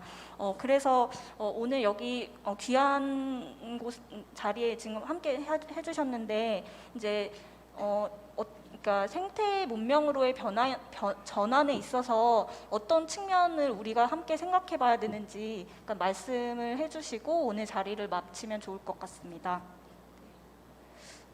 혹시 네. 최근에 이제 기후 위기가 심각해지고 특히 팬데믹 상황에서 국가의 역할이 굉장히 커졌죠. 국가가 지급자도 돼야 되고 투자자도 돼야 되고 여러 가지 공공 투자와 에너지 전환, 전반적인 사회 전환을 다 이끌어 나가는 주체로 사실 부각되고 있는 시점이고요. 그럴수록 이제 국가의 중요성이 커질수록 결국 국가가 누구의 것인가, 국가는 어떻게 운영되는가, 이런 문제로 결국 귀착될 수밖에 없다고 봐요. 생태 문명 또는 생태 사회로 이행도 결국 국가가 어떻게 행동하는가하고 직접적으로 연결돼 있고, 그 국가의 문제에 어떻게 시민들, 민중들이 개입할 수 있을 것인가, 이 문제가 가장 큰 문제가 아닌가 싶고요. 제가 그래서 항상 그 녹색당 공동대표와 같이 하고 있는 일이 선거제도 개혁연대라는 단체를 같이 하고 있습니다. 선거제도 개혁연대 공동대표를 같이 맡고 있는데, 꼭 선거 문제만으로 귀환되는 건 아니겠죠. 여러 가지 정치라는 건 꼭 선거 문제만으로 축소되지는 않겠지만, 국가에서 어떻게 개입해 들어갈 것인가 하는 문제에 대해서 우리가 함께 고민하지 않으면 안 된다. 결국 뭐 바보야 결국 문제는 민주주의야, 그런 말이 있듯이 우리가 그런 민주주의 문제, 국가를 어떻게 참여적으로 개조할 것인가. 제가 아까 참여적 계획경제 그런 걸 썼는데요. 참여적 계획경제를 이룰 수 있는 정책적 역량과 함께 시민적 역량을 키워나가는 게 중요하지 않을까, 그런 생각이 듭니다. 그것으로 오늘 말씀 마치도록 하겠습니다.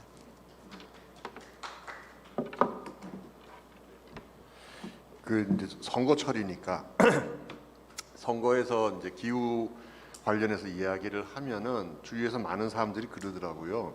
윤석열 후보도 기후 얘기 하더라. 뭐 실제로 뭐 하지 않습니까? 대신 해법이 전혀 다르죠. 그러니까 사실은 그러니까 예를 들면은 실제로 기후 문제는 누구나 다 얘기를 하고 있습니다. 근데 이제 문제는 여기서 우리가 어떤 해법을 찾을 것이냐, 어떤 원칙을 찾을 것인가, 이런 부분이 좀 필요하다고 보고, 그걸 사실 기후 운동에서는 기후 정의라는 표현으로 그동안 해왔습니다. 아까 이제 잠깐 SMR 얘기도 해주셨는데, 약간만 운동 진영에서 벗어나서 기업 쪽으로 가보면 요즘 막 듣도 보도 못한 새로운 기술들, 희한한 것들이 다 튀어나와요. 그러니까 10년, 20년 전에 다 폐기됐던 것들도 다시 다 들고 와가지고 뭐 다 지금 기후위기 대안이라고 자기가 하고 있는, 저는 이게 춘추전국 시대라고 표현을 합니다. 다 튀어나오고 있는 거죠. 왜냐하면 위기의 상황이니까. 그럴 때일수록 저는 사실은 이 기후 위기를 극복한다는 게 그냥 에너지를 바꾸는 것, 즉 석탄을 태양광으로 바꾸면 끝난다, 이렇게만 생각하면은 저는 절대로 답이 나오지 않는다. 저는 가장 자본주의적이고 가장 반인간적으로 탄소 중립할 수 있다고 생각하거든요. 다 잘라버리고 그냥 다 없애버리고 핵을 넣든 뭘 넣든 뭐 해가지고도 탄소 중립할 수 있다고 생각해요. 그러니까 탄소 중립이 중요한 것이 아니다. 우리가 앞으로 새로운 세상을 어떻게 만들어갈 것인가에 대한, 저는 우리 자체의 상상력과 고민들이 이제 많이 나와줘야 된다. 그래서 사실 기본소득 네트워크, 기본소득 포럼에서 고민하고 계신 것들도 저는 그런 맥락에서 다 같이 연결돼 있다고 봅니다. 따라서 새로운 세상을 어떻게 만들 것인가에 대한 그 고민이 위기의 시대에 더 다양하게 서로 간에 이런 얘기들을 하면서 만났으면 좋겠다는 생각이 들고요. 오늘 어쨌든 이런 소중한 자리에 불러주셔서 대단히 감사하다는 말씀 드리고 싶습니다. 이상입니다. 네, 부탁드릴게요. 네.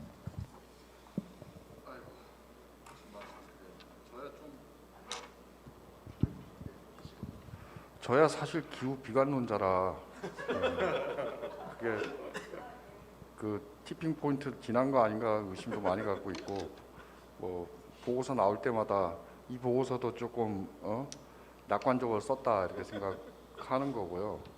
그래서 어떤 기후 종말론적 관점을 가져야 된다고 생각합니다.